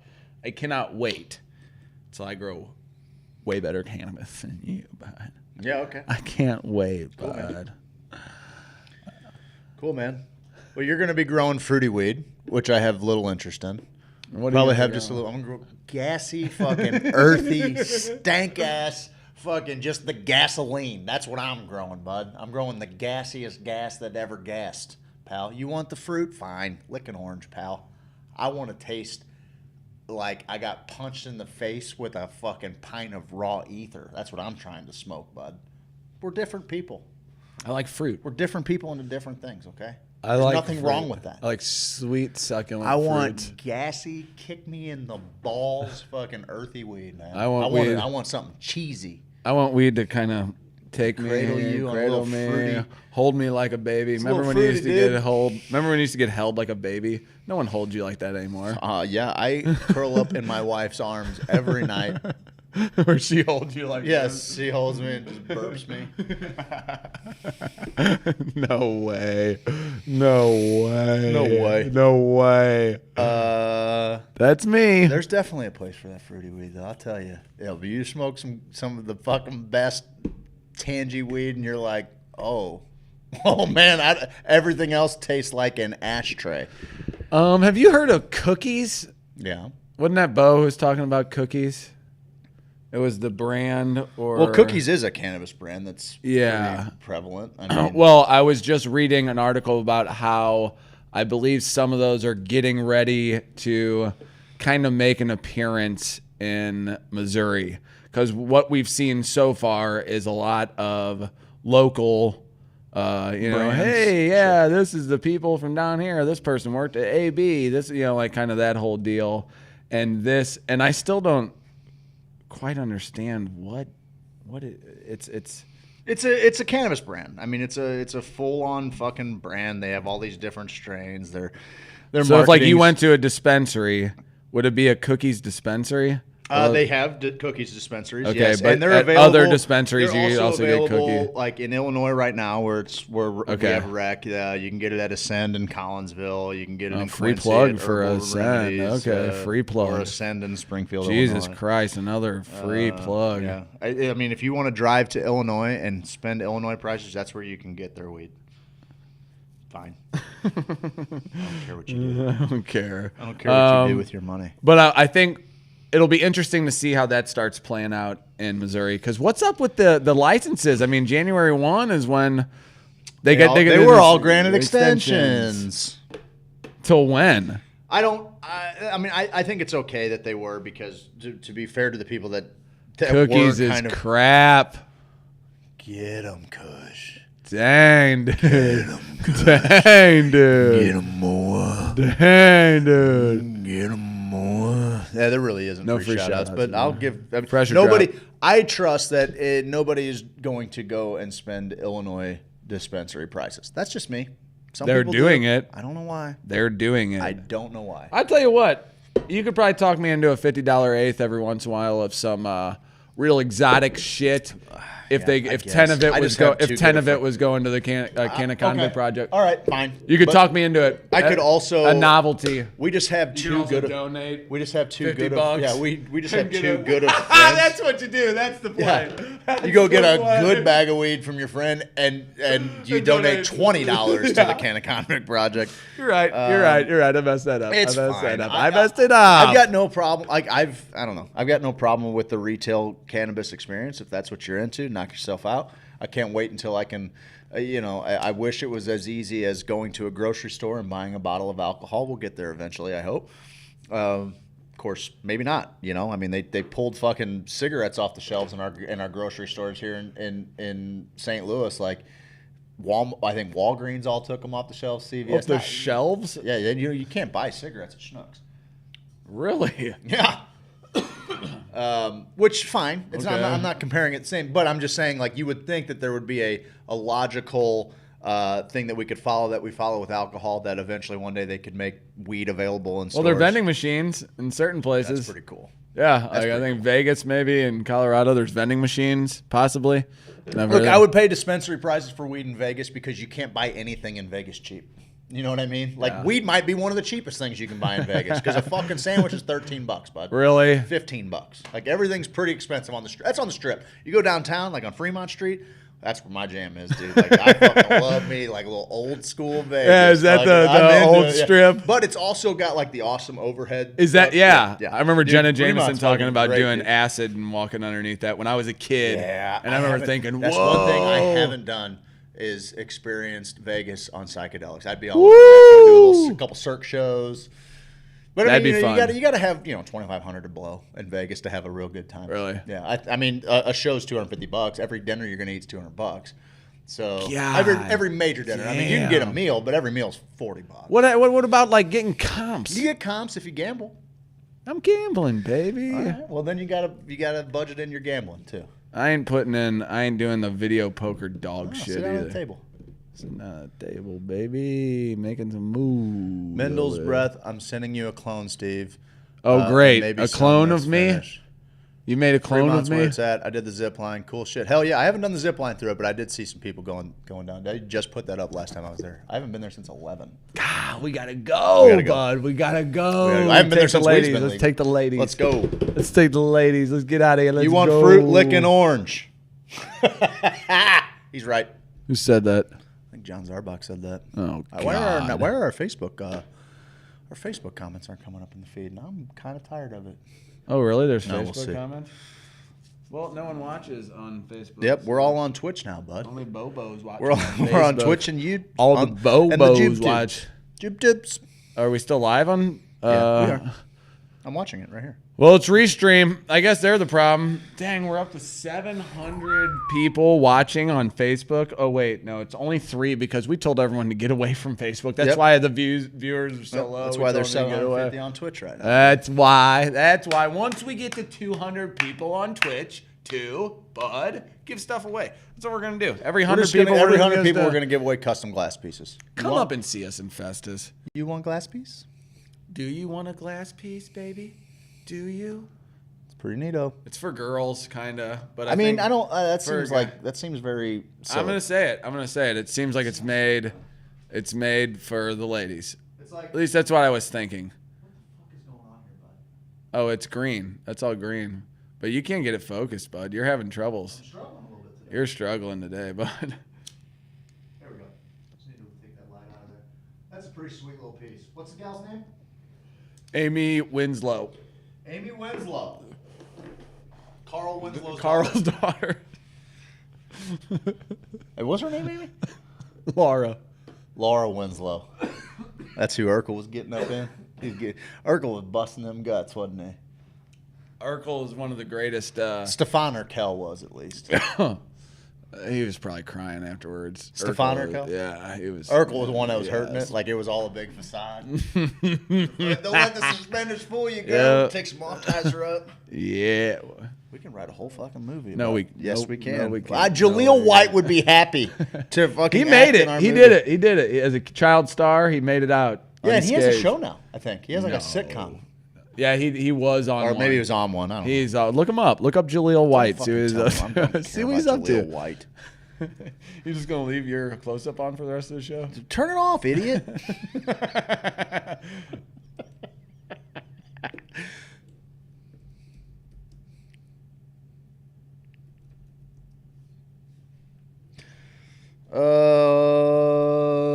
He's on the Big Show. That's where we. That's where Oh we've seen him no! recently. Oh, Maybe the worst. Oh no! It was just his birthday the other day. Happy birthday, Jaleel White. November 27th. I got it on this day in history. On that day in history. On that day in history, brought to you by Bungeon Property Group, November 27th, Jaleel White was born. I do have one for you, though. On this day, Rosa Parks said, I ain't getting on the fucking back of the bus, bud. This is where I'm sitting. So go fuck your white devil mother, you idiot. I'm not moving. That's what she said.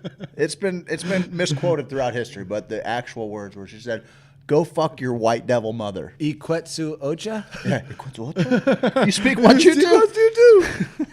And then also, St. Louis centric on this day in history, brought to you by Bungeon Property Group. Yeah, you need to give me some stuff that happened in St. Louis, bud.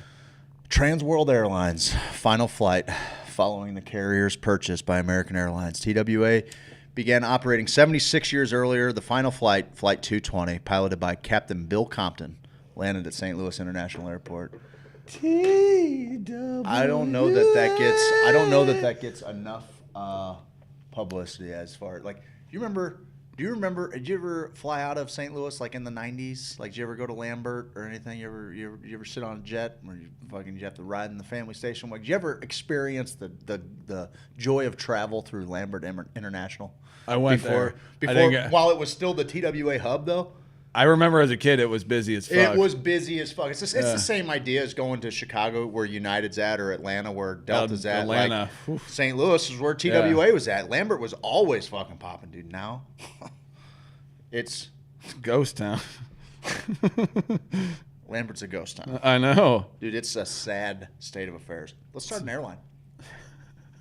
That's how we bring this town back. Spruce Goose? Spruce Goose? Spruce Goose it? Well, you remember he started. Did he start his own airline? The guy who created the Spruce Goose, he was the fellow Howard Hughes. Howard Hughes. The hotel. Was it the Spruce Goose? Is that the name of his deal?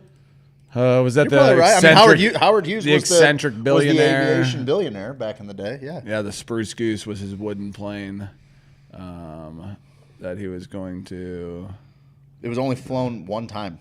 The Hughes H-4 the Hercules, yeah. It was a wooden plane flown once.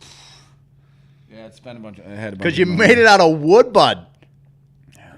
Hey, bud. Then I think he figured out how to get rivets maybe closer. Howard Hughes is, he's goals, man. I mean, anytime you can go to a place of business, like a hotel, and hole up there, and then they tell you have to get out, and you say, fuck you, and then you buy the hotel and fire everybody, that's what I'm aspiring to. Then you grow your fingernails out and your hair real long. That's what I'm aspiring to. He lived in like a germ-free. Yes. Like, he got all sorts of weird. I'm into it. Yeah, the Spruce Goose was always interesting because it reminded me of Tailspin, the show Tailspin, where, remember with Baloo? Baloo the bear was a pilot. Oh, Tailspin. Tailspin. Was that Baloo the bear? No, I loved that show. I loved Tailspin. Tailspin was great. It was right around time Darkwing Duck. And I did not like Darkwing Duck. Well, let's get dangerous. I don't want to. And then there was also, what was the one with the? Was Scrooge? Namely Yeah, Baloo the bear, Louis the Ape, Shere Khan the tiger, along with new characters created for the show. Yeah, it was all the, it was great. Jungle Book people. It was great, man. Shit, that except was for Mogs. Mogs wasn't in it, was he? Mowgli?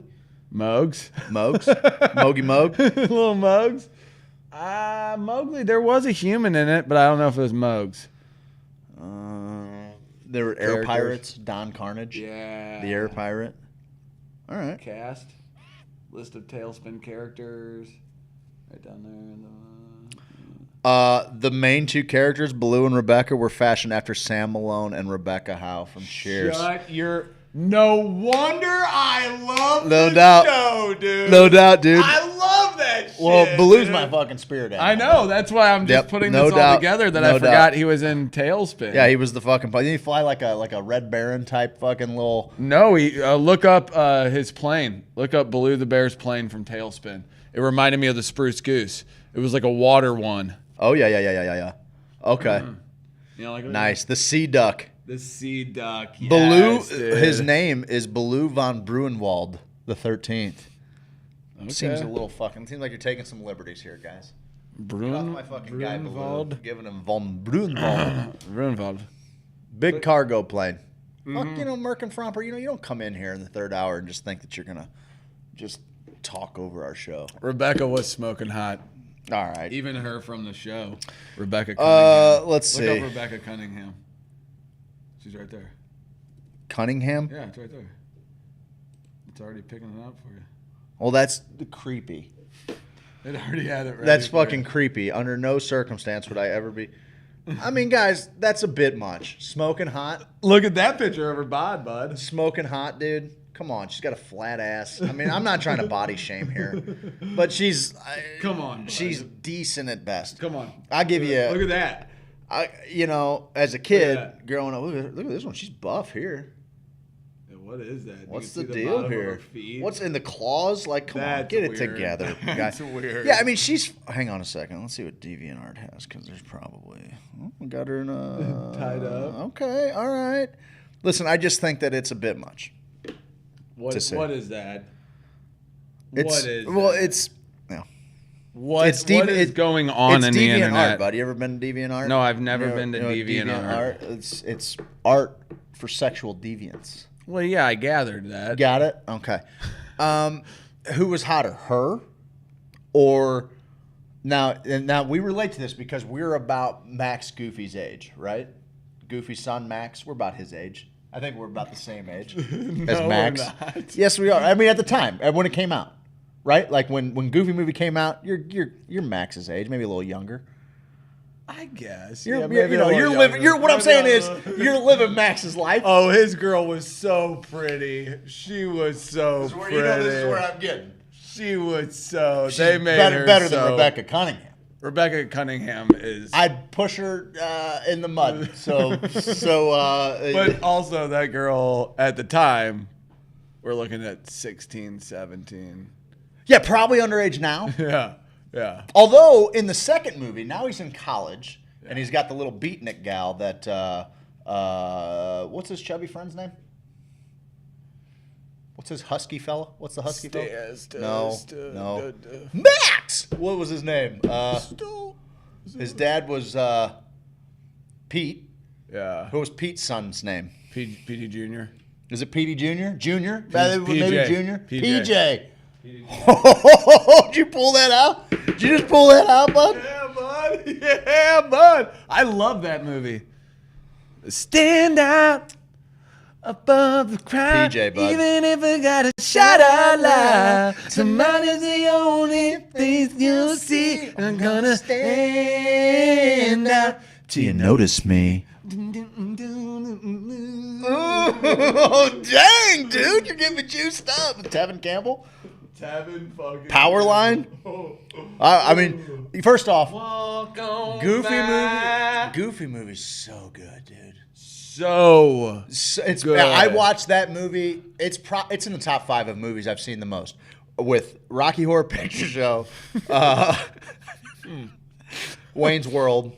Nice. Probably Heavy Metal, just because of how much we watched it when I first started getting cool. stoned. And then working in there, probably like Dumb and Dumber or Ace Ventura, one of those two for sure. For sure. And Tommy Boy, those are probably my. But Goofy movies on. There's no doubt Goofy movies on that list. Oh, I'm dropping. The Lord of the Rings trilogy is standalone. The Lord of the Rings trilogy is standalone. I was wondering, it's a hard list you're coming up with on the fly. Lord of the Rings is probably, okay. But outside of that, dude, I watched Goofy movie as a kid. Loved it. So what year did it come out? Goofy movie? Yeah, a Goofy movie. There's Wikipedia right there. It sounds like.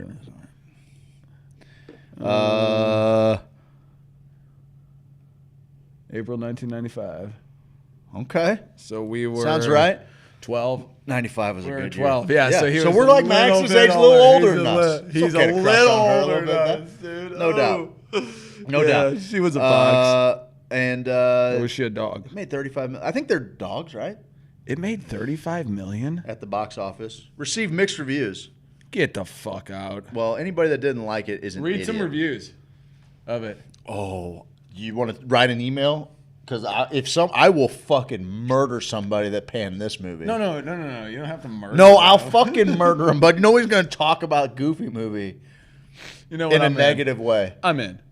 Roxanne doesn't have an ass either. Yeah, but her titty game bananas. Rotten Tomatoes. Oh, shit. 43. No, it's higher than that. It's 58, and that's still not okay. Okay. All right, here we go. 4 out of 5, Common Sense Media. I'm gonna fucking get into these fucking comments here. You're just clicking. I'm trying. Where do I get here? Just clicking. Rotten Tomatoes. That's the That's fucking fine, That's I the guess. play, right? I mean, you're just Rotten clicking random Maters. spaces on Rotten Maters. Audience score 70, bud. Yeah, because is that the perfect cast too, or is that in the second one when he teaches him the perfect cast? No, it's the first one. Okay, with Sasquatch and everything. Yeah. Yes, The second I one is forgot the about Extreme that. Games. I've never really seen the second one except for a few times. It's only okay, except there. PJ kind of shines in that one a little bit. He learns a little bit about beat poetry, and he's hanging out with the beatniks in college. And Shut up. Oh yeah, that's not bad. That's not bad. Other than that, I always wanted them to develop his storyline. All right, a lot of good ones here.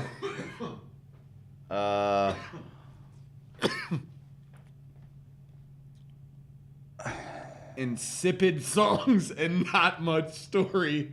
What are you wanting, Derek? You motherfucker. What do you want, Insipid songs. He's got high hopes. He's got high hopes. He's got high apple pie in the sky hopes. Fuck you, Pete. Or Derek, fuck you. If you're going to make something called a Goofy movie, why dampen the goofiness? I think it was the perfect amount of goofiness. Peter Rainier. How about Peter LA Stack? I'm going to fucking find out where you're... Oh, San Francisco Chronicle? Peter Stack?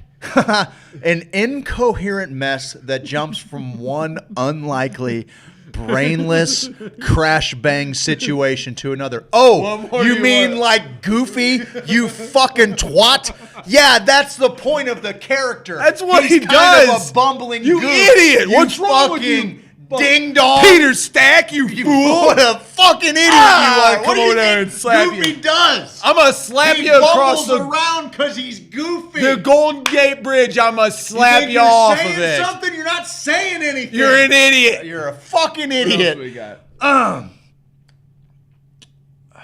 Oh, hold on. Hang on. Yeah, there's good reviews. None too edifying for adults. This is pretty much a small fry only offering that will do predictable biz at mall matinees. You know what, Todd McCarthy? Here's the deal. Your name's Todd, bud. Get slapped. Get bent over. Get slapped. Have your parents look at you with utter If you disappointment can watch in their Goofy eyes. movie and utter such nonsense, you have disappointed you're an adult writing this. Yep. You are an adult, Yep. and your fucking ancestors roll in their graves at your shitty taste. No one cares about you. I'm going to come down there. Nobody cares. I'm going to Nobody come down would there. miss your stupid opinion. I'm Give it going to to put an elbow right in the front of your it. teeth I'm gonna here. watch I'm 'em. going to knock the front of your teeth, I'm gonna make them watch 'em. molars. I'm going to go like this. You're going to bleed. You're gonna look like Goofy. You're 'cause going you're to gonna bleed. knock out your middle teeth, bud. What else we got? Everything else is pretty Hold on, positive. Go up. Hold on, keep going up. Keep going up. I like that one. This one? Yeah, read that one. A Goofy movie is engaging in its mild-mannered way, but the story is too rambling and emotionally diffuse for the title character to come fully alive. Okay, well, maybe Stephen Holden. it's because Okay, Stephen. PH, Stephen All right, what we got here? Holden. New You got York a Times. Stupid. Perhaps What's that? because Goofy, it's not just about the central character of Goofy. It's a coming-to-age tale about Max Goofy, you dildo. It's about a father trying to earn his son's love through kindness and loving acts with a trip across the country.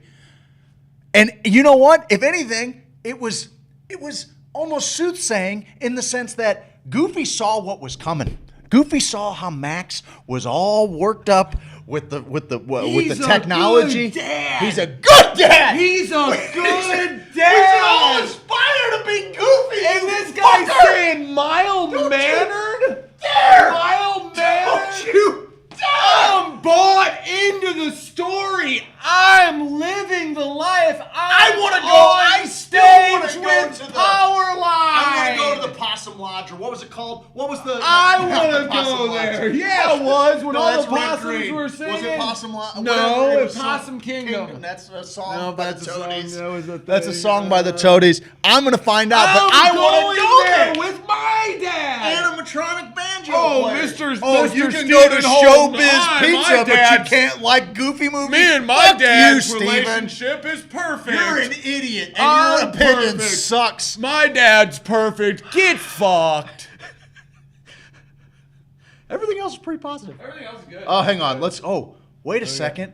Oh, we've got people who think their opinions, their reviews are what we need to hear. Wow. So let's just get a little taste from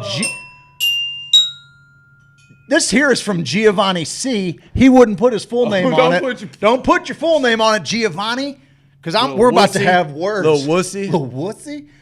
While I understand why people would hate this animated film, you do?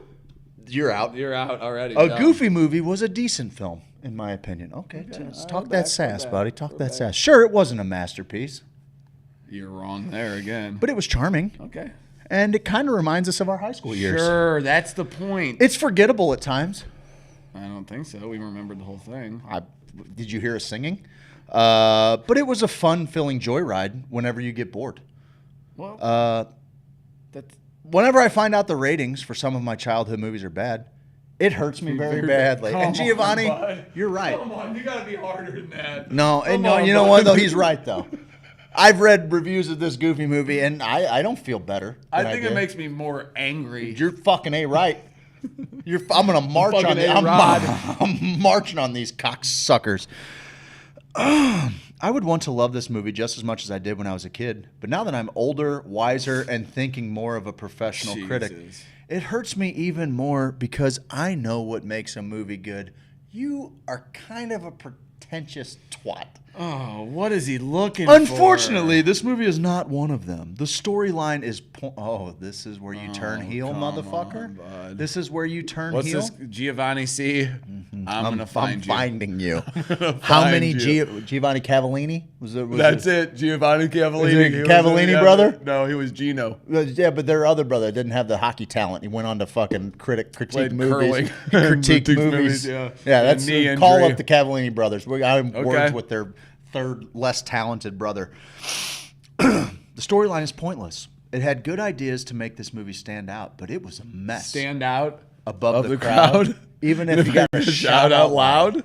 You're right. By the way, Giovanni C., let me remind you that you're writing a full-on fucking dissertation on Goofy movie. So it's clearly living in your fucking head. Rent-free, bud. Rent-free up in your fucking dome. We're one paragraph into this thing. It's like I've heard this story before, but with good elements. Fall flat. He doesn't know how to write either. He's You're terrible. also illiterate, Giovanni? Okay, cool. While the characters weren't easy to get into, they were charming and had good chemistry.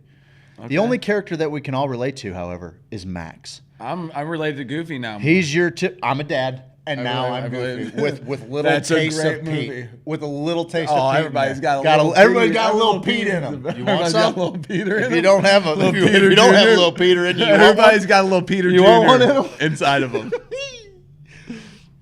He's your typical teenager who has problems talking to a girl and embarrassed about being around his dad. Goofy.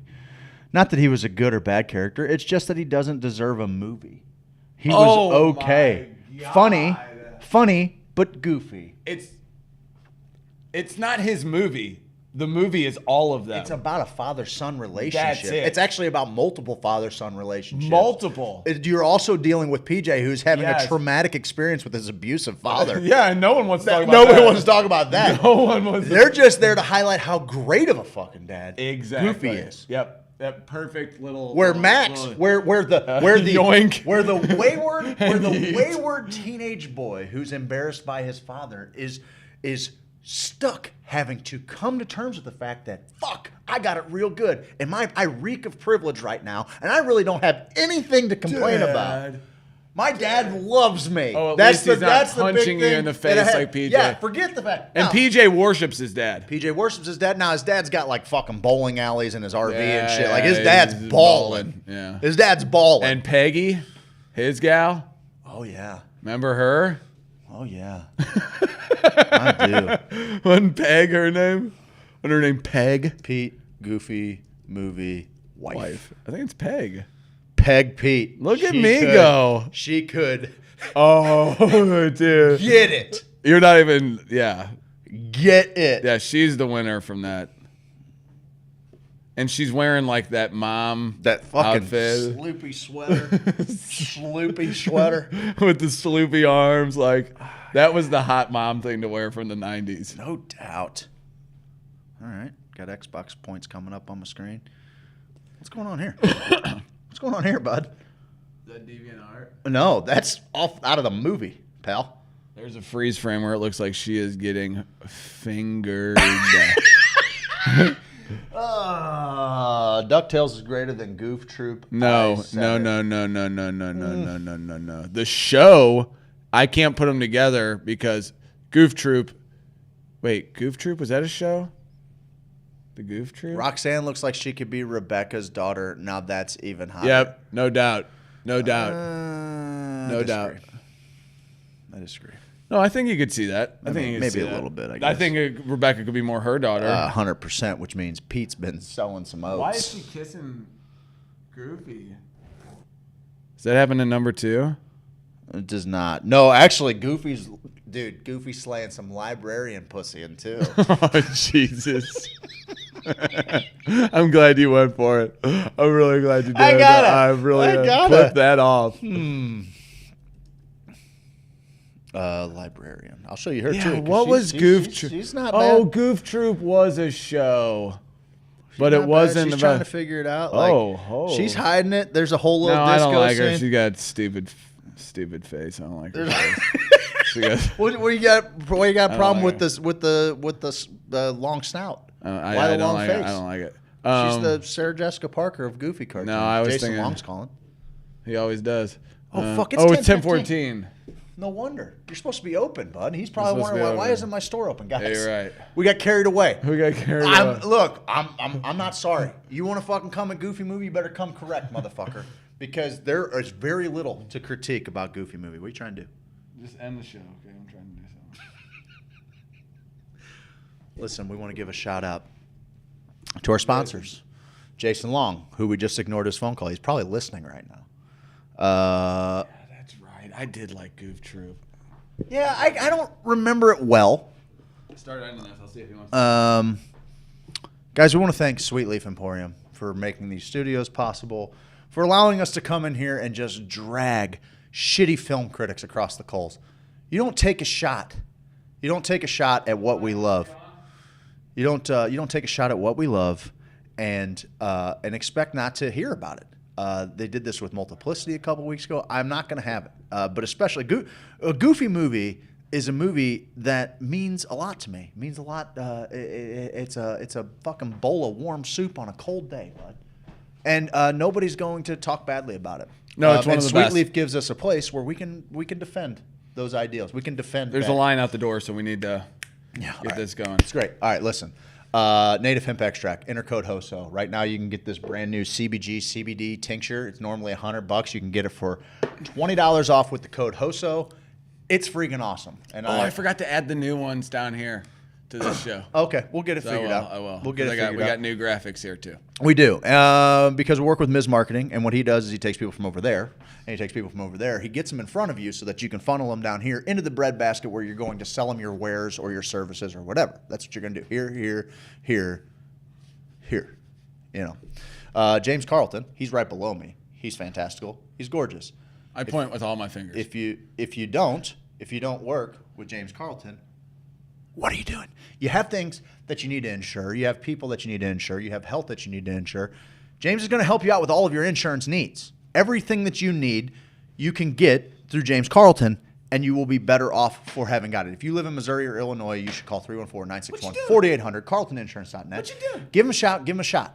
Give them a shout. Give them a shot. What you do? All right? That's all I'm going to ask you to do. All right? And then, listen, Brian Kessler, Spanish Society Outreach. I want to check out the situation there. Spanish Society Outreach / Vibe Tribe is raising money right now. You can donate as little as a $1 to the Vibe Tribe. And what we're going to do is every time we get to $500, we're going to help out a family leading up to the holiday. So if you got $1 to spare, if everybody that was a part of our community, of our group, if every week they donated $1, we would be able to help out a ton of families that way. So everybody donate 20 and get it over with. Or do that. Come on by, Nick. That's a Hillsboro guy. That's a Hillsboro. Don't come out here, Nick. Hillsboro guy. Hillsboro? Hillsboro. Oof. Hillsboro. No, I'm joking. Bring Actually, them all, baby. members of the cannabis community. Bring them all. Helping people get their grows set up out in Hillsboro. He'll come out here later. That's awesome. Come on by. And then we have, who am I missing, bud? Adam Bundren, because what he does, I don't know how to talk about him during the daylight hours. Yeah, it's only, what time did I call him last night? He likes to be called, what time? 3:15. Called him at 3:15 a.m.? 3:15 a.m. And he said, Adam, talk go, to me dude, about colonials, dude. I go, buddy, I need some land, and I need a fixer-upper. What you got for me? And he's like, what, do you want to be like out 44 or 55? And I was like, you sound tired. And he's like, oh, do I? Because I've been jerking off for the last 30 minutes. And I am tired. You're like, oh, we were talking about duplexes with but he's somebody? like, hold on a second. I know what gets you worked up. All right, yeah, here's where we need to go check out tomorrow. All right, we're going to go out. We'll go out 30. We'll go on Highway 30 tomorrow. Pretty good live read. Not as good as James Carlton murdering people. Yeah, James Carlton's a homicidal maniac, and Adam Bundren's a serial masturbator. What if they James Carlton's now on Dave Glover? They start playing our live they read. Hear our live read. I hope they do. I hope they do. I hope they try and rip it off so I can take them to court and blast them. Guys, we're way over. We love you. Tune in tomorrow, 7 to 10.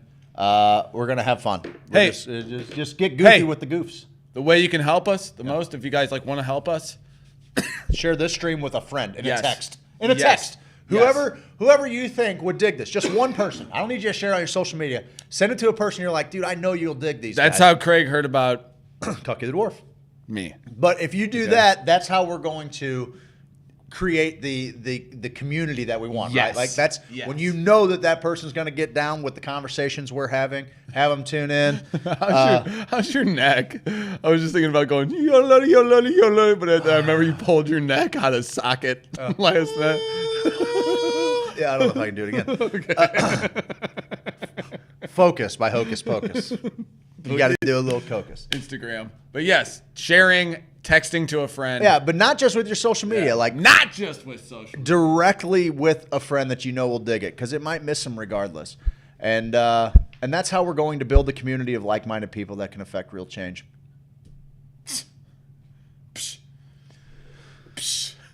Steve-O, what do we normally tell these motherfuckers?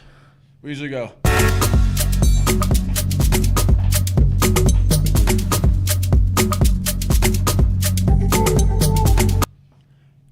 Cowabunga.